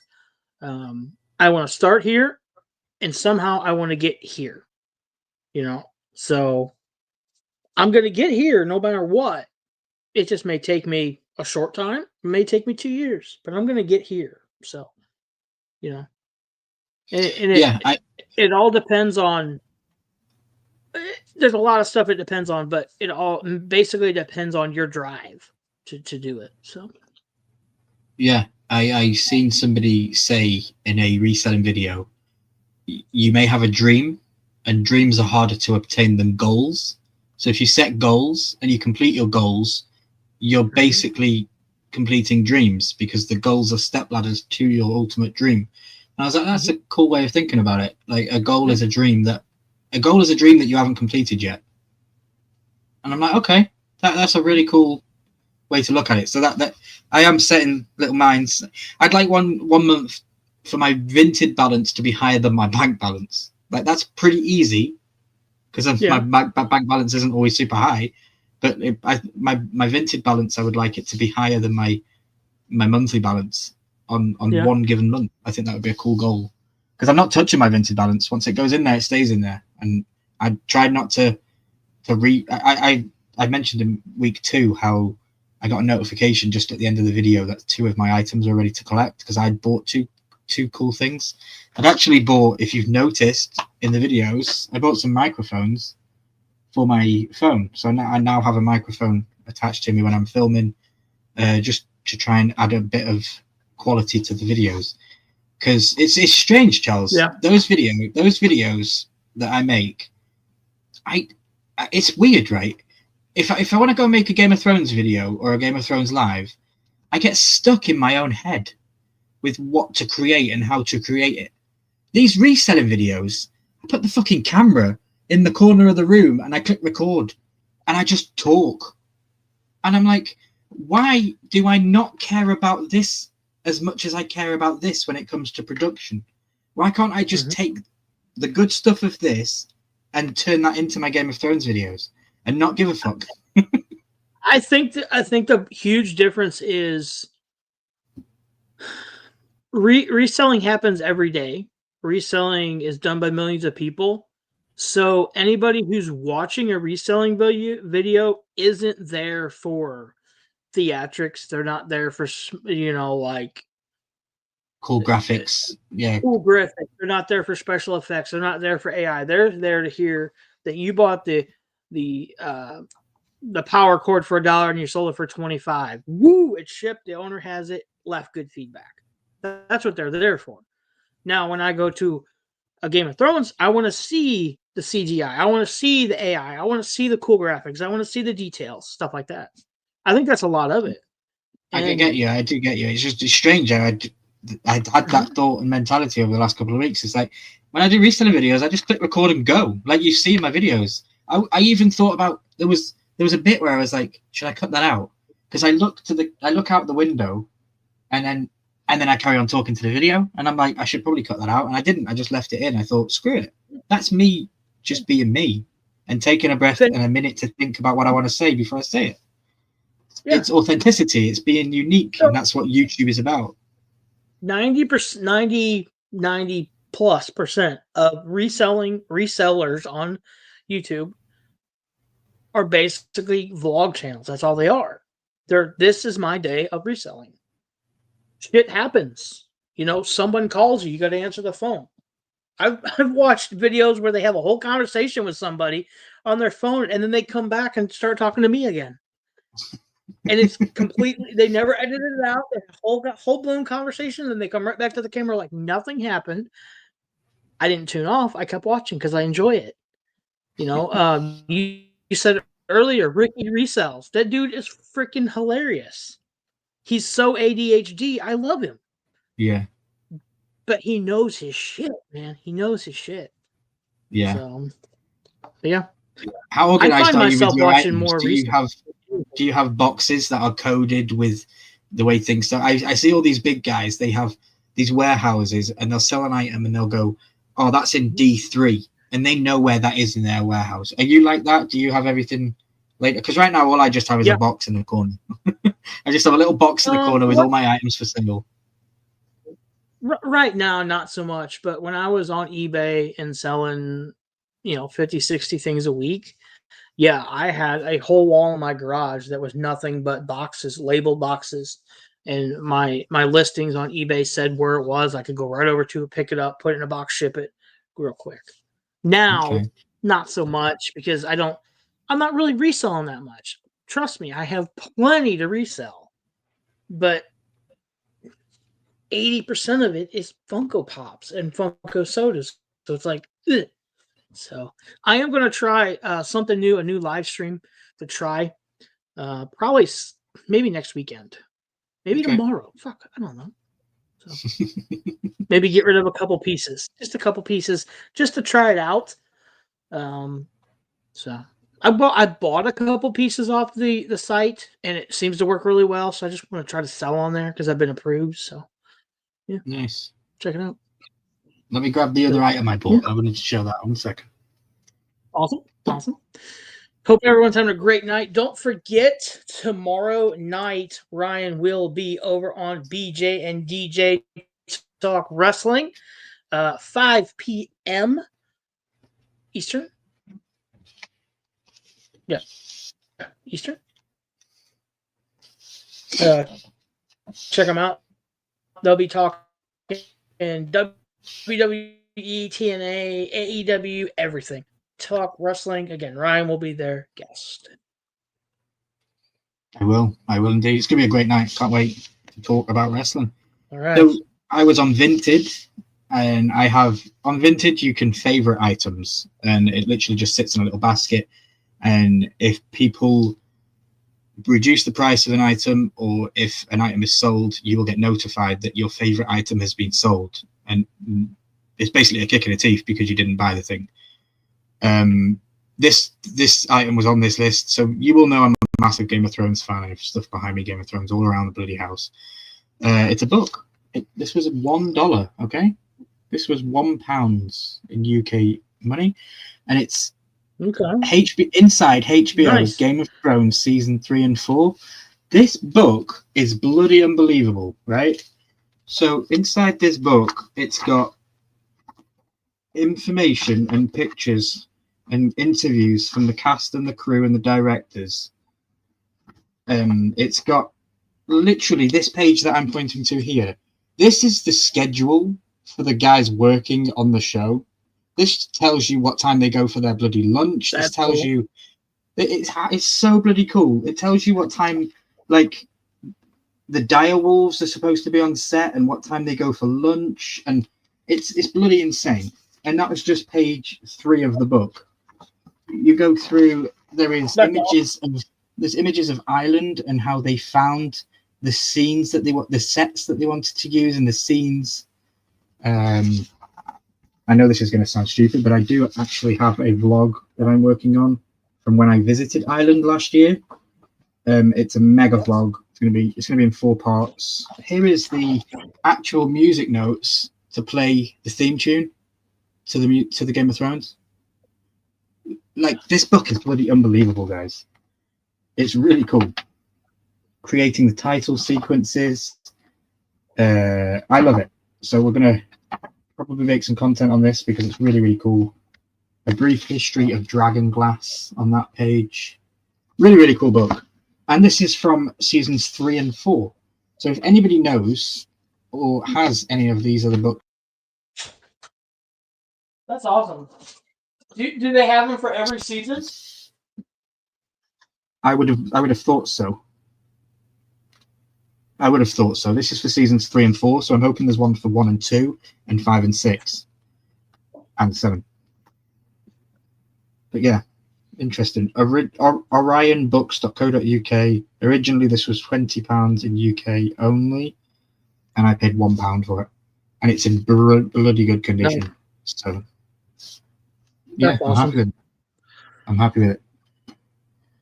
That's what we picked up. We picked up that, and we picked up those microphones. Nice. Now, when you sell something on there, it goes into your account until you withdraw it.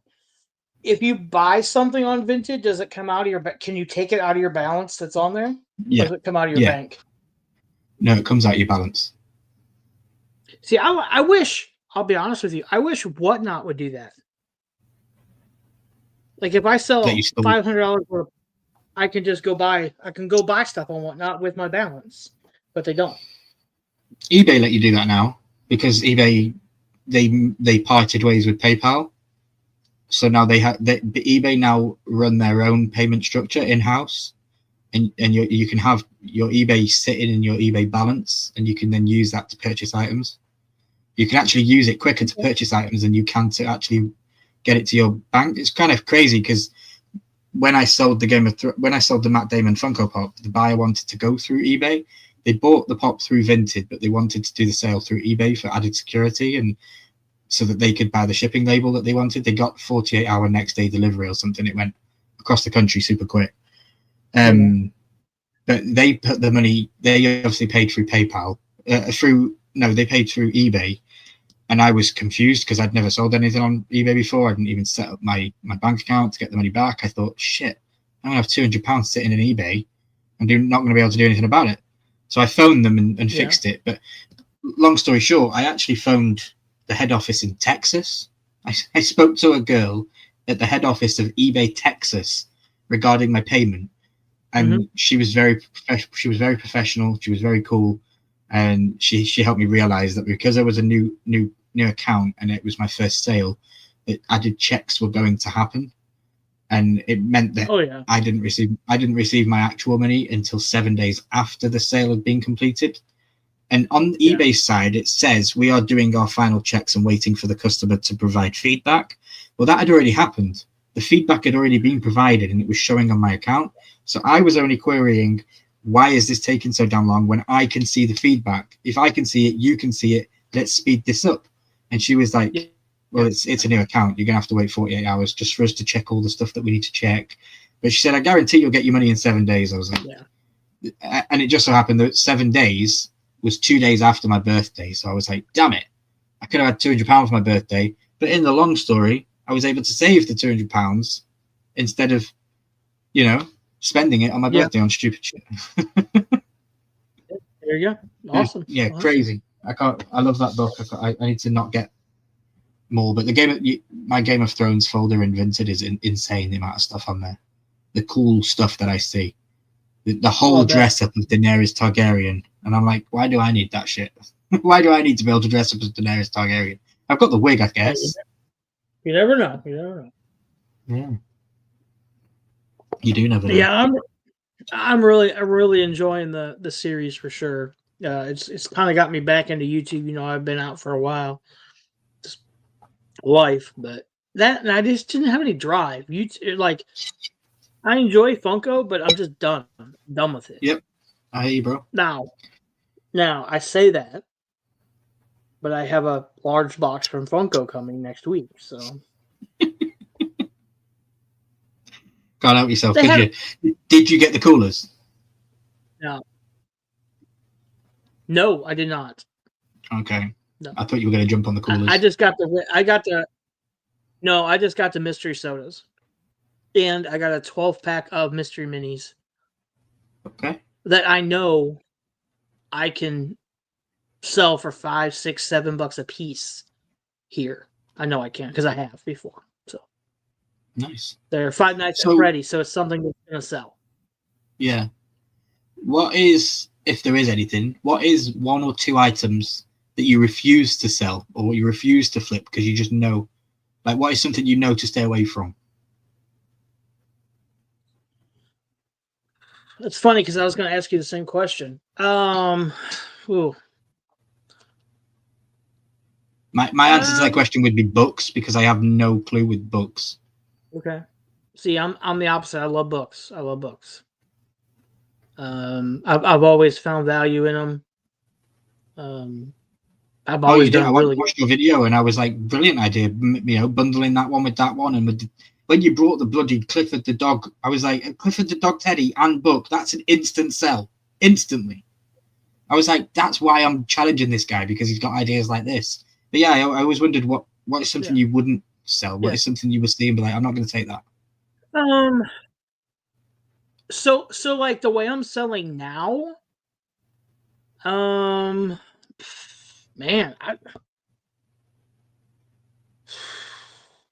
the way How are you I'm with selling electronics? now, just I'm okay.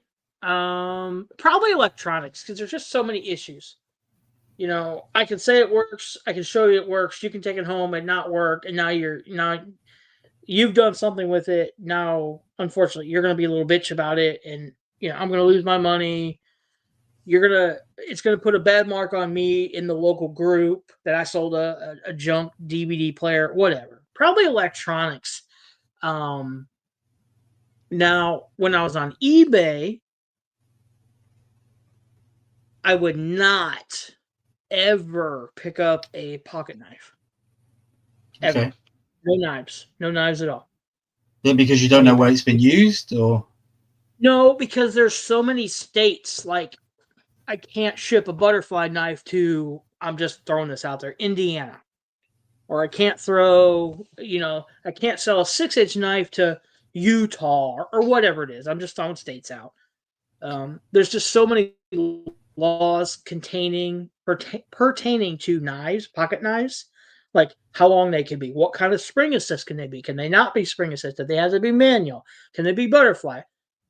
So many different rules. I always stayed away from pocket knives. Okay, that would be one thing I probably still wouldn't pick up knives. Interesting.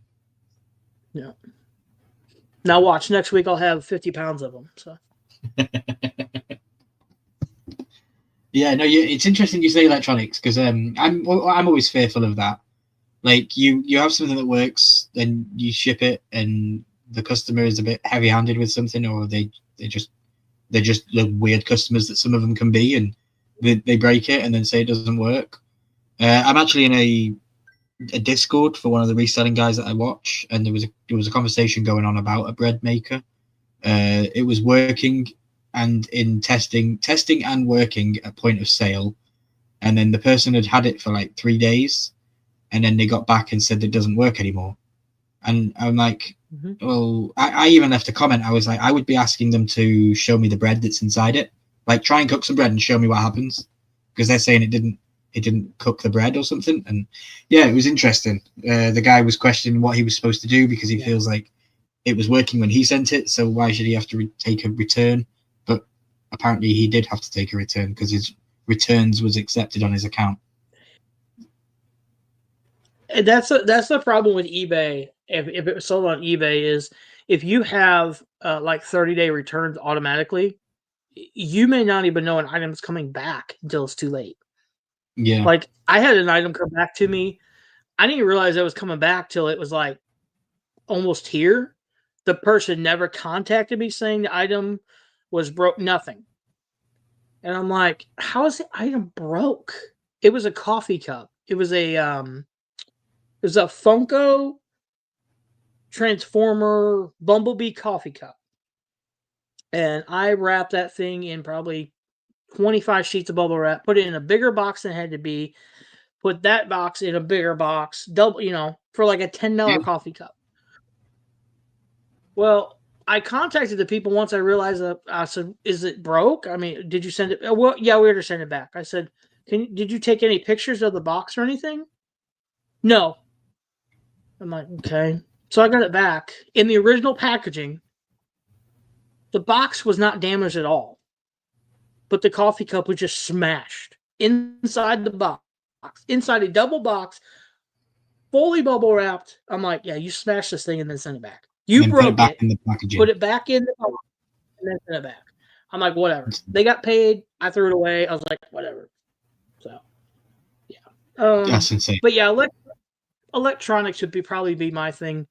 I know enough about them, but I don't want to mess with, again, people switching a piece out, taking a piece out, putting a bad piece in it, saying, oh, it don't work now. I want my money back. That's why one reason I don't do Amazon or eBay anymore. It got too buyer friendly. Okay. I'm the one as a seller making eBay money. It's not the buyer that's making eBay money. It's the seller.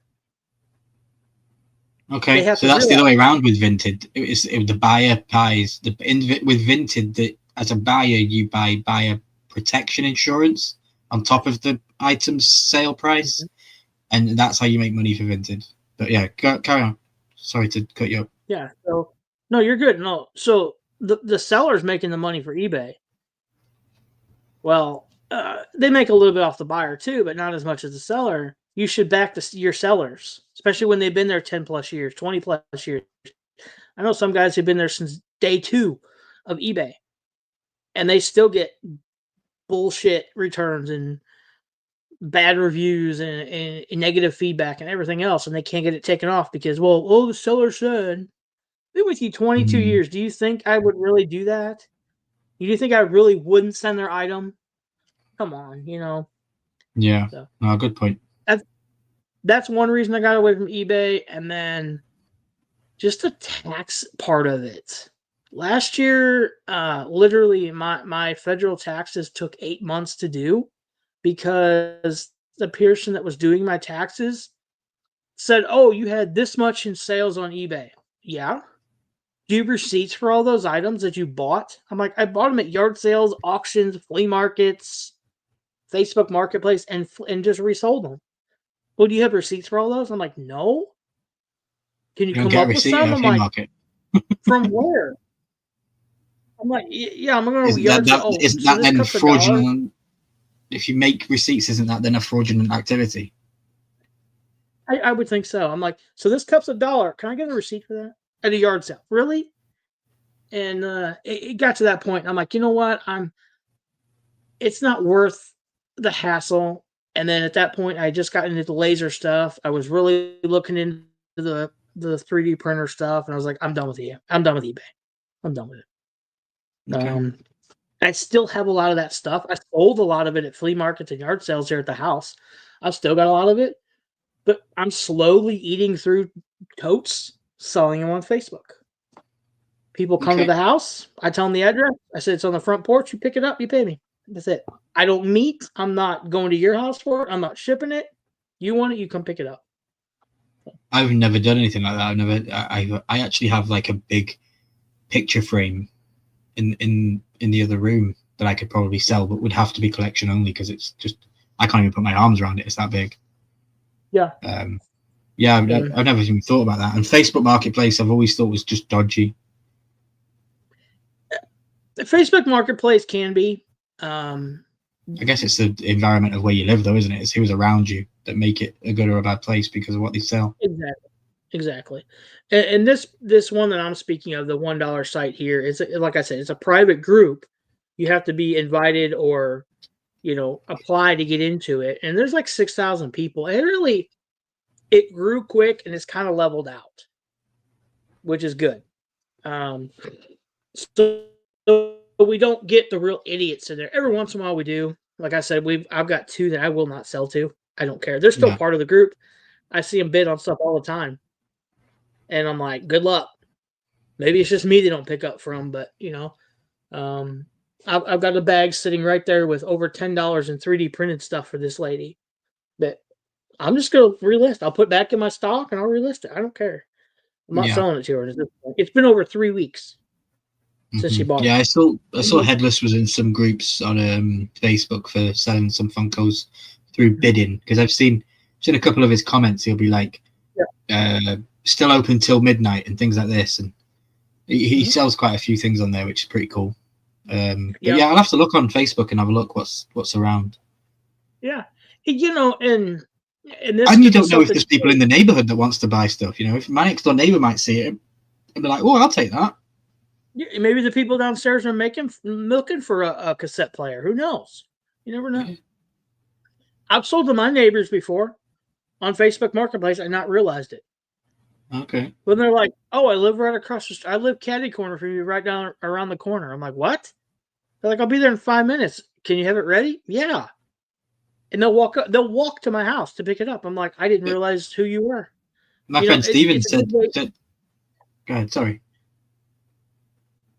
No, go ahead. You're good.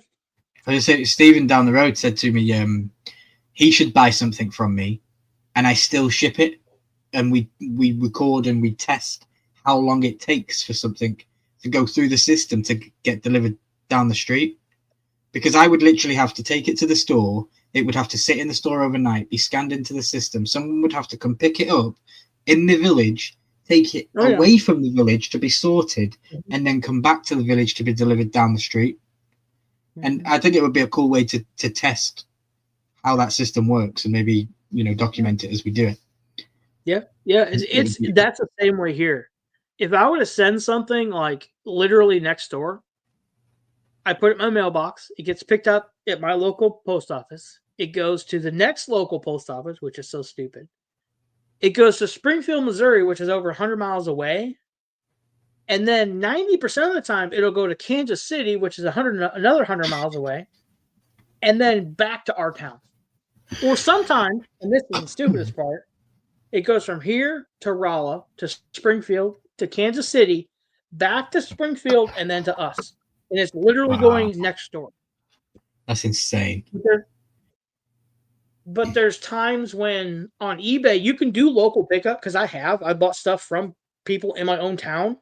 They'll be like, "Listen, do you want to ship it, or can we meet in town? I will come to your house to buy it." I bought Funkos from people like that. So they changed their listing to local pickup allowed. I bought it immediately. As soon as they told me it was local pickup, I went up. I get a scan code on my phone. They scan it, says it was delivered. I'm good to go. It shows they shipped it. We're done. And payment's still handed through eBay. You're protected. I will never sell on eBay again. Yeah, there's no money transaction. It's all through. It's still through PayPal. It's still through eBay. Good to go. Okay. Yeah. I think I'll sell on eBay. The new site that I'm going to try. Yeah. The new site I'm going to try is called District. It's similar to Whatnot. Yeah, it's district. Similar to Whatnot. Let's see if I can pull it up here. And I watch a guy. Oh my god, I cannot spell district. He has a YouTube channel. It's ADH Dave. And he's seriously got ADHD, but he sells on here. And he's been on eBay like 20 something years, and recently just pulled everything off of eBay, said I'm done, and went to District. Him and a couple other people, big time resellers on YouTube and such, started what they call Dibbed It. It's right here. So it's districts, and then you go to Dibbed It, and you can sell basically anything on there. It started pop culture 80s, but it's a lot of different stuff now. So I've been approved to sell on it. I don't know if it's UK based or not. I think it's Canadian based right now. UK might be coming soon, I think they said. But I'm gonna hit it hard. I'm gonna try to do one maybe tomorrow, or next weekend. But I really want to hit it hard in March, which is next weekend, and see what I can do for a month, because they have the cool thing of you don't get paid until you physically cash out, kind of like Whatnot. Whatnot Okay. just goes into an account and then you cash that account out. That's the way Dibbed It is. So, I had one set up to do some comic books last weekend, and then we got snow, and I was like, I can't do it. So, but yeah, District dot, I think it's net. District.net/Dibbed It is the one I'm going to be on. Commonwealth Picker, ADH Dave, and I cannot think of the other guy's name. He's in the sports cards. They started Dibbed It on the District app, and been killing it ever since. But there's like different. It's kind of like Whatnot and Discord in one.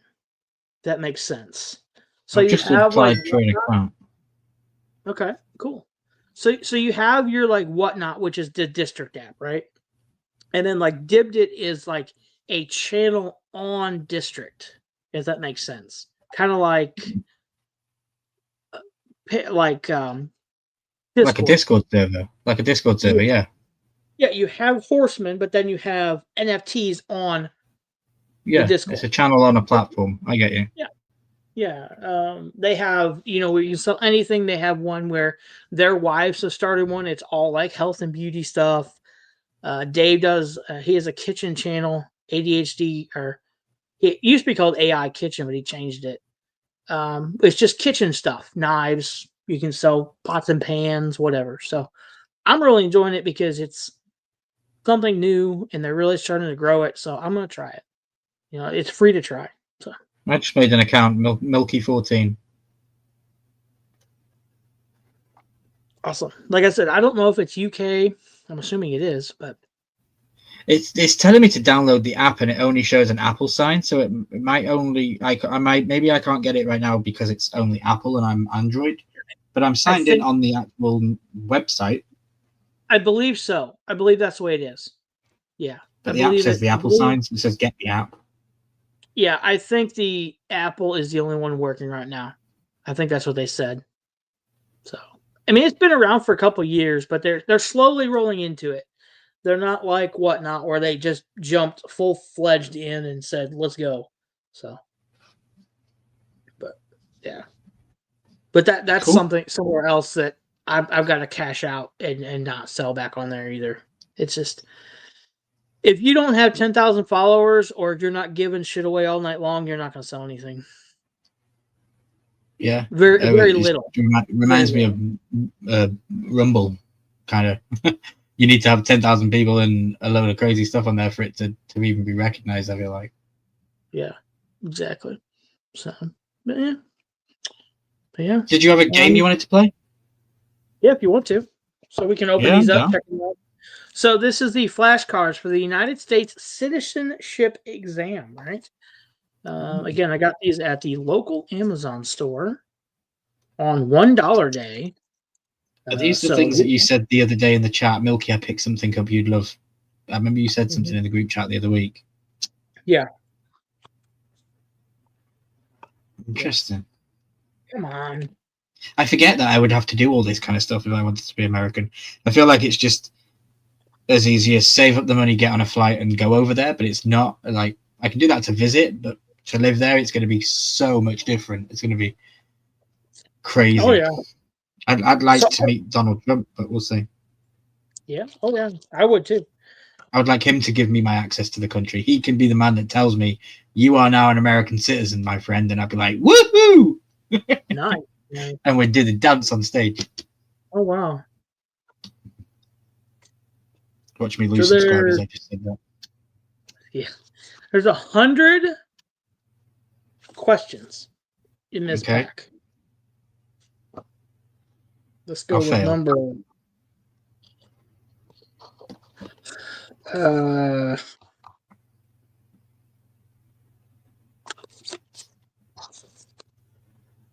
Wow.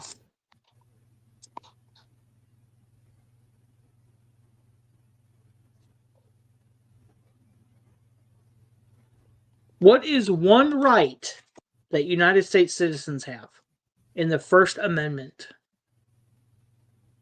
We're doing it right now. Rumble is very big on it. The right to express your opinion. The right to free speech. Very good. The right to bear arms. Yeah, free speech. Bear arms is Second Amendment. Okay.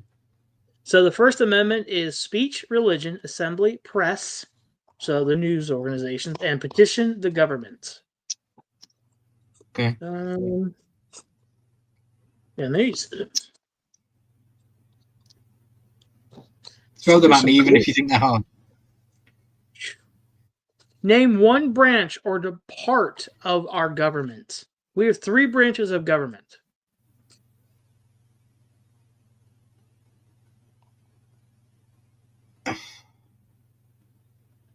What is Donald Trump? 3 branches of government. Is the president. So you have the presidential branch, I'm guessing. Then you have the Congress. Then you have. There you go. That's one answer. Congress, yeah. Mm-hmm. So you have Congress, legislative, which is president, which is Congress is a legislative branch. The president is the executive branch, and the courts are the judicial, like the Supreme Court. Yeah, judicial. That's what I was trying to think of. Judicial, yeah. Okay. Who is in charge of the executive branch?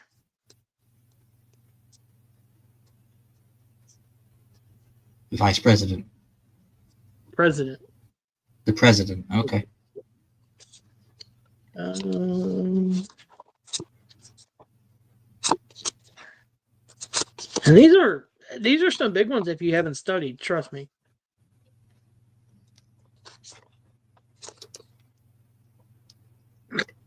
I put it out there. There's only one person watching, and I don't know who that is, but people might watch this on the rerun. If anybody has ever been through the questions and has maybe a copy, I don't know if that's even legal to share that kind of stuff, but if it is allowed, I would love to get my hands on some of that kind of stuff. Or if anyone knows how to get a hold of that kind of stuff, then let me know, because I sit and watch TV and get bored on a daily basis, and if I can just pick up a handbook and learn something about America that's going to help me become a citizen one day, then I'm down for it. I can make that my new Bible as such.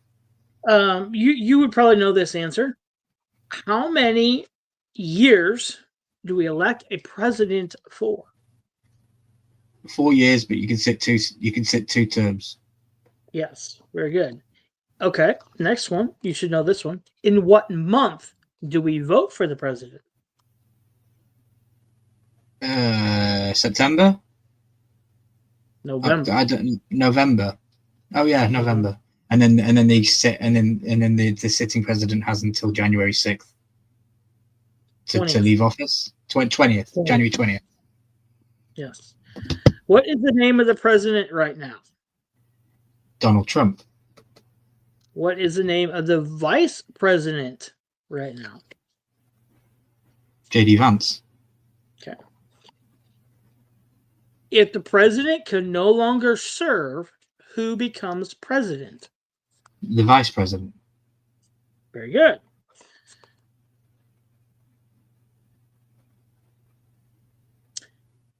If both the president and the vice president can no longer serve, who becomes president? Secretary of State. This one might. It'd be the Speaker of the House. Speaker of the House. Yeah. Okay. Yeah. Okay. Yeah, we have that in the UK. We have the Speaker of the House. That is the person that is spoken to in matters of political talkings. Like when we have you see it in the UK, you have the two of the benches, they sit opposite each other and they just bicker like fucking children in a courtroom. It's pathetic. But everything is aimed to the Speaker of the House. So, okay, that makes sense. I didn't know that. Yes, definitely. Who is the Speaker of the House? I knew you'd ask me that. Johnson? Okay. I think it's Johnson. See, and that's why it's very important, like right now, we have a Republican president, Republican vice president. That's why it's very important for the Congress to be run by, or the Speaker of the House to be the same party as your president, vice president. Or you could have Republican, Democrat, and now things are going to change because this dude or lady is in charge. So just before we move on, if the vice president and the president become ill, and then that does come into effect that this person then has to take over, do they take over under the guise of the current president regime just because he's ill, or do they take over with their own new regime? Like, I'm now president, screw the old guy. Like, if he gets better, he's going to come back into power. So what happens there is, like, if a president has to, goes under for a surgery or something, like if Trump has to have an emergency surgery or something and is out, like it goes under anesthesia, is from what I understand, and can no longer fulfill his job as president, J.D. Vance will be sworn in as president until Trump can then retake his position. That's been done for, I know it's been done a couple times when like a surgery happens or something. But now if JD the power to change everything, would it? That he wouldn't then be able to start changing things that Donald Trump had done. So then, if that was the case, that the Speaker of the House was Democratic and then came in, they wouldn't have the power to start doing democratic things. They probably would, because they'd be in charge. Yeah, I honestly don't know the answer to that. Interesting. I have to look into that one. I would assume so, because they would be in charge. You know, they could change anything they wanted. I would say so. So I'm right in saying that staying up to date with current political landscape of America does me good stead for wanting to become an American, because they are part of the state questions that because I know you don't get asked every question. It's like an exam. You study for 100 but only get asked 20 or something, but you need to know the answer to all 100 because you don't know what you're going to get asked. Yeah. Yes. Let's see. I don't even know the answer to that one. I don't want to go too political, but did you see there was a video recently where Trump was reading off a list, and apparently America had paid $17 million to Uganda for male circumcisions. Oh, and yeah. I almost burst out laughing. I was like, what are you guys paying for? There's a couple things like that, yeah. And the Social Security found that there was a 322-year-old person that was being paid. They were 330 something years old, and they were being paid. Oh, yeah. Well, there was a joke. It's just a joke or like a meme, but it said, "Did you hear that Elon Musk finally cut Adam and Eve off of Social Security?" Yeah. I'm like, well, it's true. What's the political party of the president right now? Republican. Yeah, Republican. See, on this one, it says, might vary on when the question is asked, but as of March 2023, that would have been Democratic. Yeah. That was Biden. He was Democrat. Yes. Okay. What is one responsibility that is only for United States citizens? One responsibility that is only for the United States citizens. There's actually two listed on here. So like if you're here illegal, you can't do either one of these two things. Vote. Yep.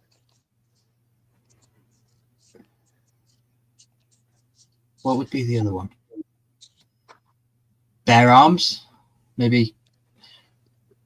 Purchase a license. Serve on a jury. Serve on a jury. Oh, okay. Yep. I've never been called to jury service.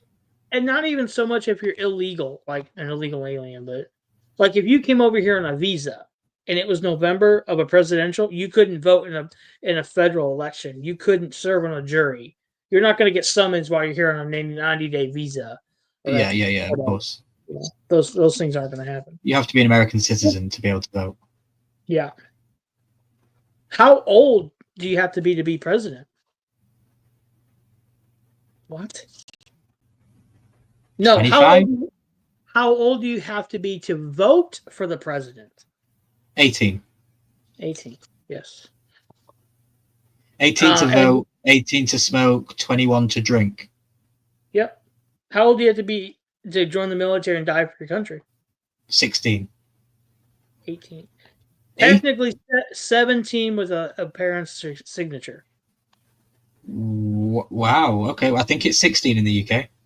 Yeah. It's actually, as far as I know, it's 17 if you have a parent's signature. 18, you don't need your signature. You can go over and die for your country, but you can't have a beer. I have a real problem with that. Yeah, that's backwards. I have a problem with that. What is it for gun license? Is it 18 in some states? I think so. Yeah. That's insane as well. You can go. I think that's insane that you can go and buy a gun before you can buy a pint. Yep. Why did the colonists fight the British? Oh Jesus! Why did we want to pull away from you guys? Jesus. Was it the monarchy? Yeah, had a lot to do with it. The taxes, maybe? Yes, taxation without representation. So basically, you were taxing us, yet we had no say. Yeah. We couldn't go foreign aid tax. Yeah, foreign tax. We couldn't go over and voice our opinions, but you were wanting our money. So yeah. Some fun and that does go down to the royal family, because we have a stupid bureaucracy of power over here in the UK, and we pay tax and we pay money to the publicly funded royal family, and it feels like they don't do fuck all for us. They just have these weird special events now and then, and they hold this higher regard. They lock down the roads, and I'm not a royalist at all, but yeah, it's weird. Yeah, I got you. So yeah.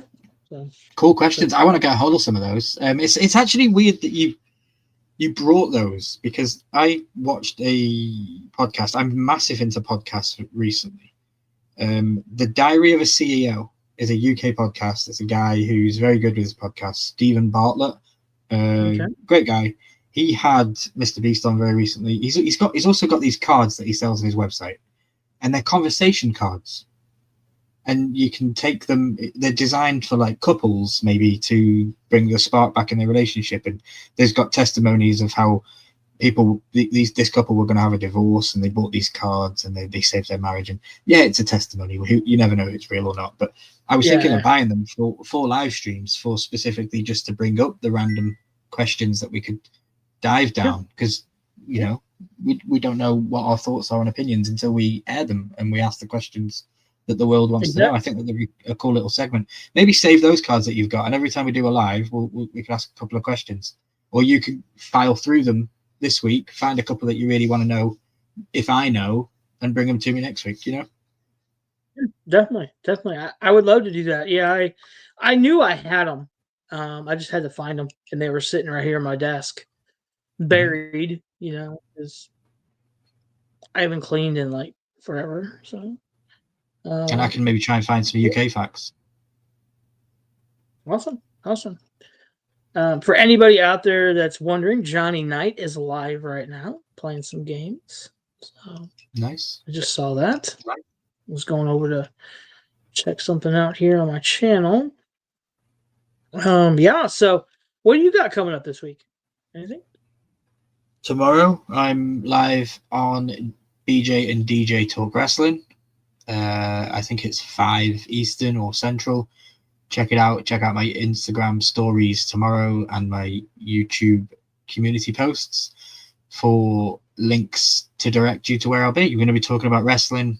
Took extensive notes for the previous week of WWE, NXT, Raw, SmackDown, and AEW Dynamite. It's going to be a great night. We're going to be talking about it. We're going to be having fun. Don't know where the night's going to go. DG is very opinionated, which I love. And I can't just wait. I just can't wait to talk wrestling. It's been on my brain and the end of my nerves for so long. I just want to just get my thoughts out. I'll also be giving you my predictions for the Chamber there, because that will be the go home show of that live stream for the Chamber, because the Chamber is next Saturday, and they'll be live the night after that as well. I'll be in the chat that night, which will be real fun. That's about it. We're gonna have week 3 of the charity reselling challenge. Week 3, don't forget, is items from our own collection from around the house, 5 to 10 items, whatever we find. We can make a profit on nothing really. Whatever we sell is going to be a profit because it's from our own item. We haven't outlaid anything for it. Stay tuned for that. I'm probably also going to do a video on Vinted. Going to let you guys know what Vinted is. Maybe bring up Vinted on the screen. We'll go through Vinted. We'll have a look at the process. Maybe I will upload a couple of items to Vinted in that video, and you guys can see the process of how I upload and what is required of that. I think that could be a cool thing to show. Just good with you asking earlier about what Vinted is and what it and how it is. I think it would be cool to show that. Yeah. And that's about it. I am working on, like I say, I'm working on slowly the island trip. My plan is to get it out before the next Island Comic-Con, because then otherwise I feel like it's just way too late of a content, because I'll be showing you 2024 content when 2025 content is being shown elsewhere. I don't want to do that. But it's not about the fucking Comic-Con. I need to get that out of my head. Sorry for swearing. But I went to Ireland, guys, and I went to the Game of Thrones studio tour, and I went to the Kelpies, and I went on a bloody a tour of Game of Thrones locations, and I also went to the Comic-Con, which was pretty shit. So like, it's not about the Comic-Con, and I need to get that out of my head that it's about that. So if it comes out, when it comes out, it comes out, is what I'm saying. I've done episode 1 and I've done episode 2, and I could release them now, but then I don't want to pressure myself to get 3 and 4 out in time. So I'm just going to do 1, 2, 3, and 4, wait till they're done, and they'll be uploaded 1 episode a week, and you'll be able to watch those and my travels of last year. And then obviously stay tuned for the holiday at the end of the year in September. I'm going on holiday, all inclusive, 11 days in Spain, and I plan to vlog all of it every day. So stay tuned. If you want to watch somebody that's really good at vlogging, watch The Life of Tom. He's a UK guy, does vlogging every single day. I love that guy. 7 p.m. UK time, he drops a vlog every single day. Great guy. And Hashtag Brady. Shout out to Hashtag Brady. Massive Instagram YouTuber. They just inspire me so much. They fly around the world. They go to all these places. Last week he was in the Congo. This week he's somewhere else. I know he's planning to take a camper van for 3 months and drive it from the UK to South Africa. And he's going to drive it for 3 months. And it's going to be content every single week. And it just makes me want to travel so much. So know that the things that I'm doing are working towards that. Yeah. But yeah, long story short, just stay tuned. We're not going anywhere. We're still here. I've got 2 channels. I've got the Ryan Milky channel, and I've got the wrestling channel, Wrestle Realm. Wrestle Realm will start to have content on it real soon. I have been working in the background for stuff to do. So stay tuned. It's kind of like launching it tomorrow night on the BG and JJ channel. I'm going to BJ and DG channel. I'll be over there, and that'll be kind of like the launch of Wrestle Realm, and then there'll be content after that going forward. But yeah, Nice. What about you? What you got coming up? I know that I'm happy that we've spurred the YouTube brain in you. We've picked that YouTube bone again, and it's going. So maybe we get some more stuff going. What about you? What you got coming up? Definitely. We got week 3 coming up. I've already shot about half that video. What I'm gonna sell. So I just gotta shoot the back end of it at the end of the week and see where we're at. Can't wait to see how many weeks we can take it and what goal we hit at the end. So I'm excited. I have a number in mind, but we'll see. So, and I love again that we started with a $5 bill. That's it. Yeah.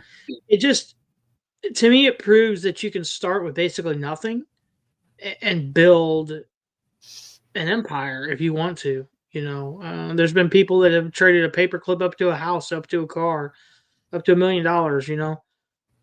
With the right drive, the right attitude, you can do anything in this world. And people have to realize that. There's too many people out there saying, I can't do it, I need your help. No, do it. Just do it. So we have the Luau box coming. It is a mystery box I bought on his website or on Whatnot. I knew what I won, but I forgot by when it got here. And I opened it up thinking it was something else. And boy, was I surprised. That's all there is to it. I'll shoot that tomorrow. That'll probably drop Monday night. Super stoked. Probably not something I'm going to keep, but someone out there will love it. So that we're going to plug away tomorrow on the laser. We got a bunch of stuff to make for a customer. Still plugging away with the printer. Heck, we made this little thing while we're sitting here. May not look like much, but it's a fidget spinner thingy. That's really cool. So, looks like the Pepsi colors. Yeah, one piece, red, white, and blue. You know me, red, white, and blue. Here we go. We made that in like 30 minutes just sitting here playing around. I just want the way I do things is I make one, try it out, make sure it's going to work, and then I'll make multiples. I've got bins on the wall of just stuff that I've made. Mm-hmm. Spring's coming, so that means craft shows are coming, farmers markets are coming. In fact, there's one tomorrow if I really wanted to go to it and sit in the cold and try to, maybe pass off a couple beer koozies. Who knows? I might do it. No, that might be a video. So, as you can see, we got plenty of junk around us to sell. So, hang on to your coattails there, Ryan. We're going. I'm not going to get back on eBay. District, most likely going to try it either tomorrow sometime or sometime this week at night. Try to sell a couple pieces. I would love to do a district challenge in March and just see how much I can actually sell, because I've been invited to a couple Comic-Cons, and by invite, I mean they've invited me to come by sending me the application, but then they want like $750 for 2 days. They invited you? Yeah, they invited me, and then they said, "Oh, yeah, by the way, it's $750 for this one and $500 for this one." And I'm like, no. But yeah. So I'd be questioning why I was invited in the first place. Yeah, because I was at the other one. That's why. Okay. So, so I don't know that we're going to do any cons or anything like that. I think we're going to physically stick to flea markets, craft shows, county fairs, stuff like that. I enjoy that. I enjoy talking to townspeople. I don't like city folk. I hate to say it. Yeah. City folk bring the money. Don't get me wrong, but I like talking to the people like me who enjoy what I'm making and understand where I'm coming from when I make the stuff. I've been told I'm too cheap on stuff. I might be, but I can sell 10 at this price and only 1 at your price. So, who's making more money? That's the way I look at it. So, but yeah, so we got a couple of videos coming out. Don't forget, Ryan will be over on the Wrestling Channel tomorrow night. Let's Chat with Veterans will be on Tuesday night. We are going to try some MREs. I've got 4 of them. Last time I went with Mom to the fort. we went to the commissary, and they actually have a whole section of MREs. I picked out 4 of them that I thought sounded okay. So we'll try them. I haven't had an MRE in probably 30 plus years. So we'll see. Big Easy's going to talk me through it. We'll probably have a T-shirt to open up as well on Tuesday night. So nice. That's all I got. That's all I got. Super stoked. I was going to ask you for your predictions for the chamber before we get out of here. Let me just put it up on my phone, the WWE page. And I'll give you the matches. Okay. If that's okay. Yeah. While you're doing that, let's open another pack of cards. Okay. Not 1, not 2. I do believe I've just sent the link live to Danger Ginger, so you might see a wild Danger Ginger pop up in the chat. Okay. All right. If I've timed it right, it might pop up in the chat imminently. When I see that, I always think of Pokemon. Nice. So, all right, our first card at NXT, we got Luca Crucifind. Looks like an announcer. I don't know. Okay. Okay. Our next one. Try not to look at the back of these. We got Dirty Dom. Nice. Okay. Dirty Dom. All right. Next one here. There you go. Wild Danger Ginger has appeared. We got Raquel Rodriguez. All right. She's wasted in the WWE with next to Liv. She's wasted. And the last one. Here we go. Oh, another Mankind. Didn't we get Mankind earlier? Yeah, but in the red jacket. So is that a different one? I do believe.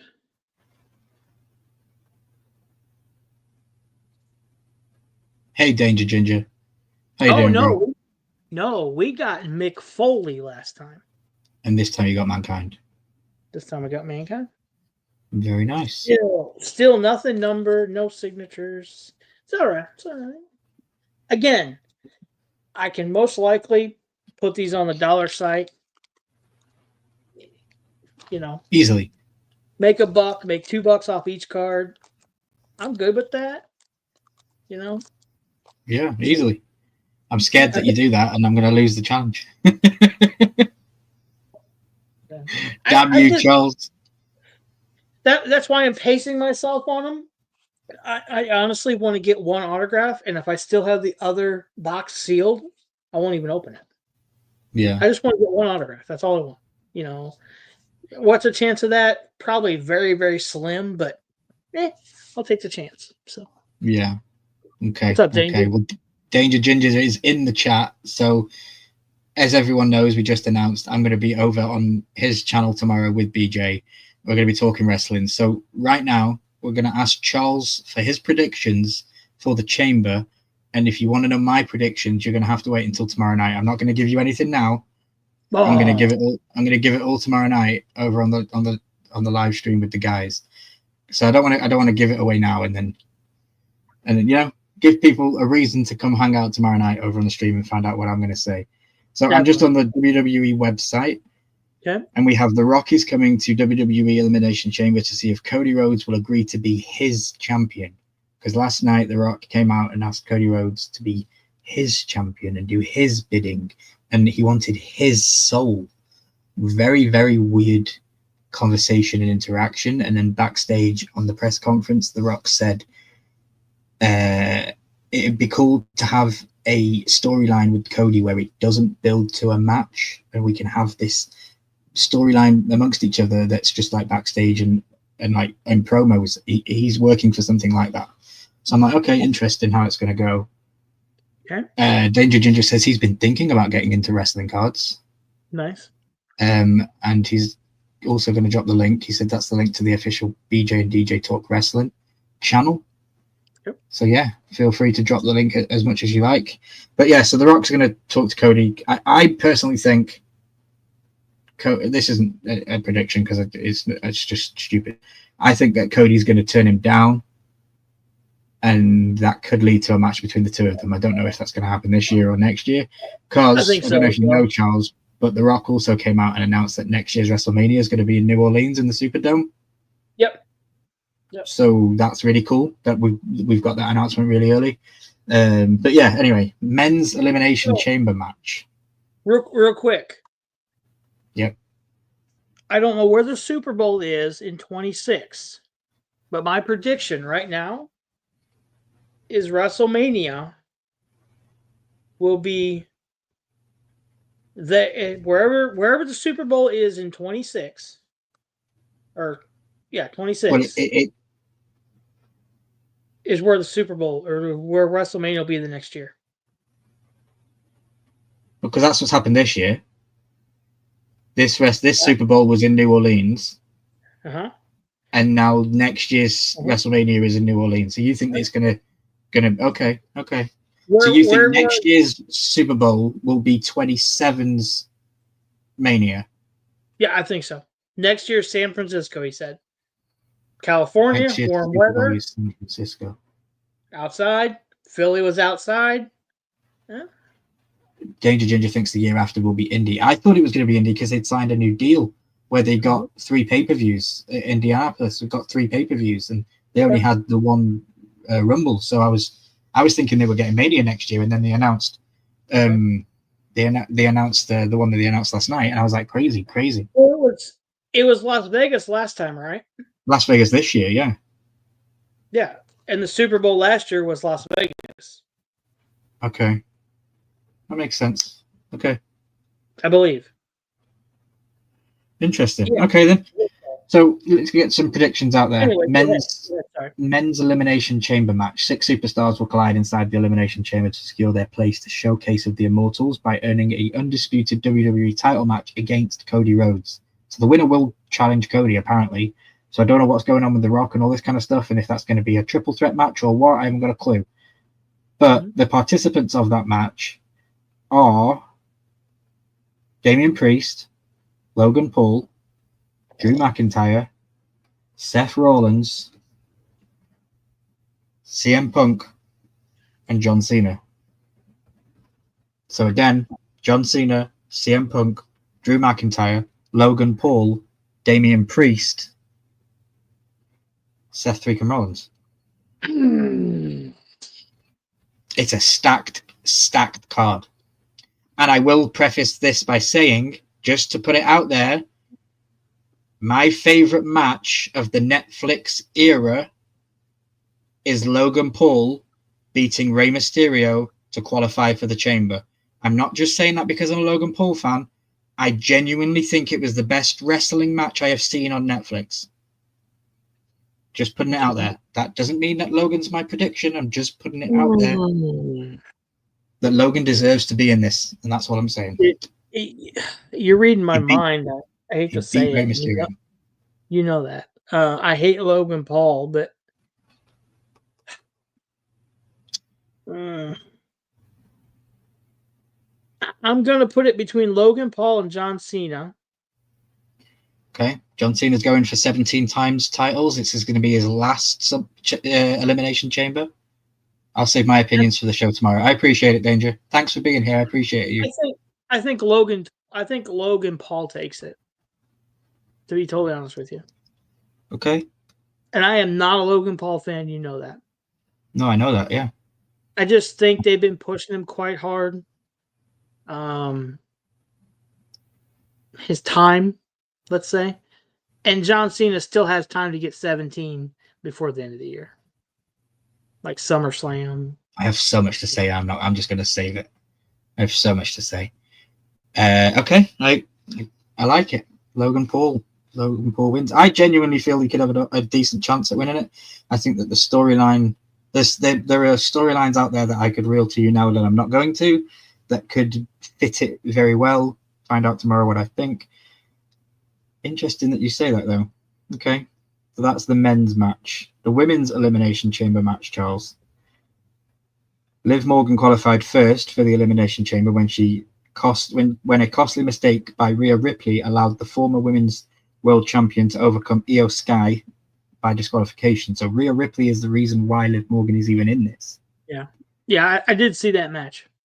Okay. On SmackDown, Alexa Bliss and Bianca Belair marked their entrance into the match after they took down Candice LeRae and Piper Niven. So that's Alexa Bliss, Bianca Belair, and Liv Morgan so far. You've also got Bayley, Naomi, and the final spot of the chamber was taken by NXT's Roxanne Perez. So you've got Roxanne Perez, Naomi, Bayley, Alexa Bliss, Bianca Belair, and Liv Morgan. And who will they go against? They will go against Rhea. The winner will go against Rhea because Tiffany Stratton was chosen by Charlotte Flair. Okay, I figured that.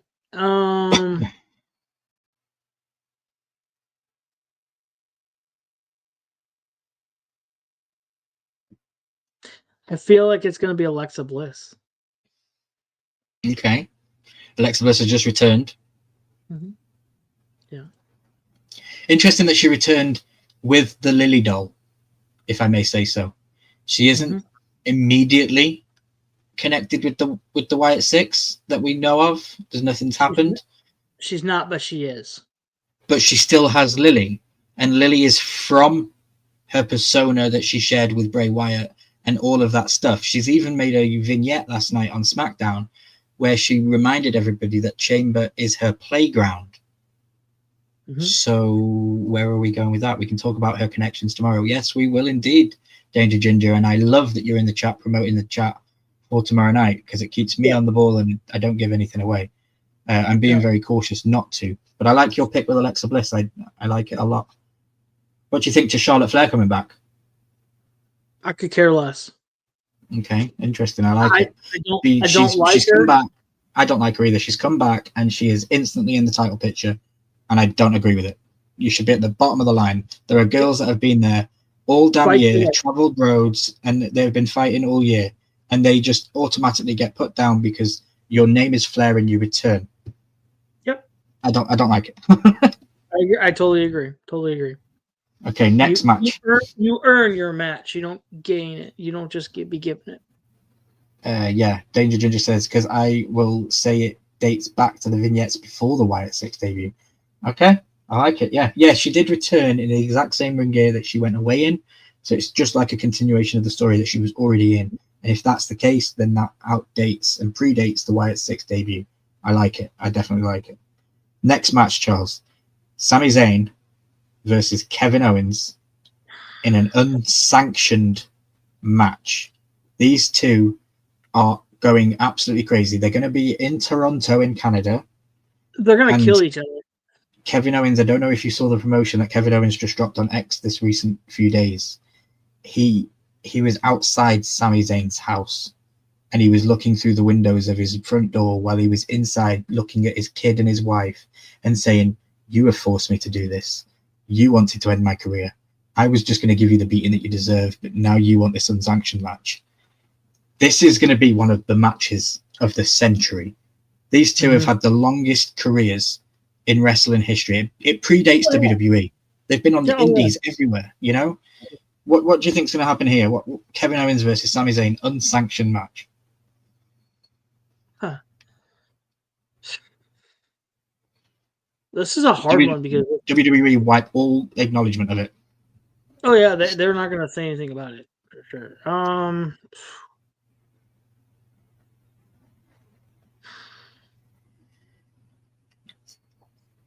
Man, this is.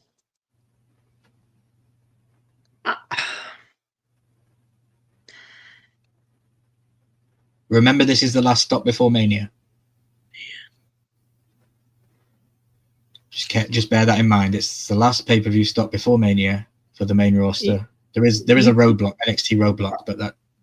Are you reading my mind or what? Because so my first thought was a complete draw. They both knock each other out. They're beaten, bloodied. No one wins. They continue it. No contest. They continue it at WrestleMania. Okay. And that's where it's finished. That's where the story ends. And who are you faring for at Mania? I would have to say Sami Zayn, in my opinion. I think they're Okay. both just nuts, and I mean, I know what wrestling is, but I think they're just both nuts enough to just try to kill each other. Okay, I like it. Personally, I will give a little bit here. I like your story. I like your way of getting there. Personally, I would like Sammy to win at Mania in your predicament, but only because Randy Orton returns at Mania and attacks Kevin Owens, because Kevin Owens was the one that put Randy Orton out. I would like that to happen. Randy Orton returns at Mania and attacks Owens, and that's how Sami Zayn wins at Mania. That would be cool. Yeah, exactly. Just giving you a little bit of my thinking there. Yeah, there you go. I like it. And anyone listening, just remember, I haven't watched wrestling in a few weeks, so I am like totally out of the loop on a lot of this stuff. So, yeah. Okay, so we have another one. Okay. Tiffany Stratton teams with Trish Stratus to take on Nia Jax and Candice LeRae. What do you think to that one? The returning Trish Stratus, Canadian girl. I don't see Trish Stratus losing on a return. The pop for her is going to be huge, and they're not going to let Nia Jax beat her, of all people. No offense. No thanks, Nia. Please don't sit on me. I hate Nia's finisher. Oh, I can't wait to talk about this tomorrow. Love it. I'll be there. I'll be tuned in as far as I can for sure. So appreciate it. And then I think that's it. There's just the 4 matches. There's two elimination chamber matches. They're going to take up quite a bit of time, and then there's some. Yeah, they're at least an hour there. So. If I'm missing anything, Danger Ginger, please feel free to put in the chat if I'm missing anything that you think we should get Charles's prediction on. Yeah. I'll definitely tune in tomorrow. Definitely going to tune in next Saturday, weather permitting. Yeah, definitely. I need to figure out how I want to do. I want to figure out how I want to do Elimination Chamber. I do have the TV set up here now, so I can technically go live and watch Netflix at the same time. So I might just sit backstage and watch the show backstage, and people can hang out with me. No pressure to go live or anything. Just hang out, and then I'll probably make content straight afterwards. So. Like in the old days, we used to do that all the time. Yeah, like in the old days, we've done it many times. So, final question, wrestling related. Okay. Does Cena become 17-time world champion in 2025? Yes. Okay. I don't see him taking time away from Hollywood and doing movies and TV shows and commercials to do wrestling without that promise. That you'll have the title, you'll have the 17 above your head before December. Okay. I don't see him doing it. Okay, so my next caveat question will be, does Cena win the 17 title at Mania? No. Okay. Interesting. I have a very thoughtful process for Cena that I think is a very valid and worthy story to tell. Find out about that tomorrow over on Danger Ginger's live stream, where I will dive into the story of my Cena dream final run. Because don't forget, we know he's wrestling in through to December, but there are reasons that I would like for the story to be told. I do want Cena to be 17-time world champion, but there's a way that I want him to do it. And that's what I'm going to tell you tomorrow night over on Danger Ginger once it comes up in conversation, because I would love to know what those guys think as well about it. But yeah, that's it, guys. We've been on for 2.5 hours. We pushed the extra half an hour out there for the wrestling conversation because I knew that Charles wasn't going to be on the stream tomorrow. And usually when I talk about wrestling, Charles is on the stream with me, so it's going to be a different experience. But I'm looking forward to it, and I appreciate all of you coming and hanging out with us while we do it. Definitely. We've already gone through what we've got coming up at the end of the week, the rest of this week, so we don't need to do that again. But just stay tuned to both of our socials and our YouTubes. As you see, this is streamed on both of our channels at the same time, as always, and always will be. And let us know that you want other horsemen to be here, because I want other horsemen to be here too. And I know that Jeremy's ill right now and he can't make it, and Randy's still working very, very hard. But Yes. you know, we're going to try our best to try and get those guys to come back and talk to us a bit, because I'm interested. I want to know what's been going on with those guys for the last 2 months. You know, Jeremy's YouTube channel has been blowing up, and I want to hear about how he did that, and his secrets and all that stuff. And need to pick his brain. Yes. Definitely want to pick his brain. So yeah, guys, without further ado, my name's been Ryan Milky 14. Been hanging out with my brother from Missouri, Poppin Missouri. You can check him out on his channel. But yeah, that's it. Check me out tomorrow over on Danger Ginger, BJ and DJ Talk Wrestling, where we're going to be talking about Elimination Chamber and the week's wrestling that's just gone. See you later, guys. Have a good night. See you guys. Be safe. Remember. I'm just going to end stream because I don't have any fancy stuff. Just remember.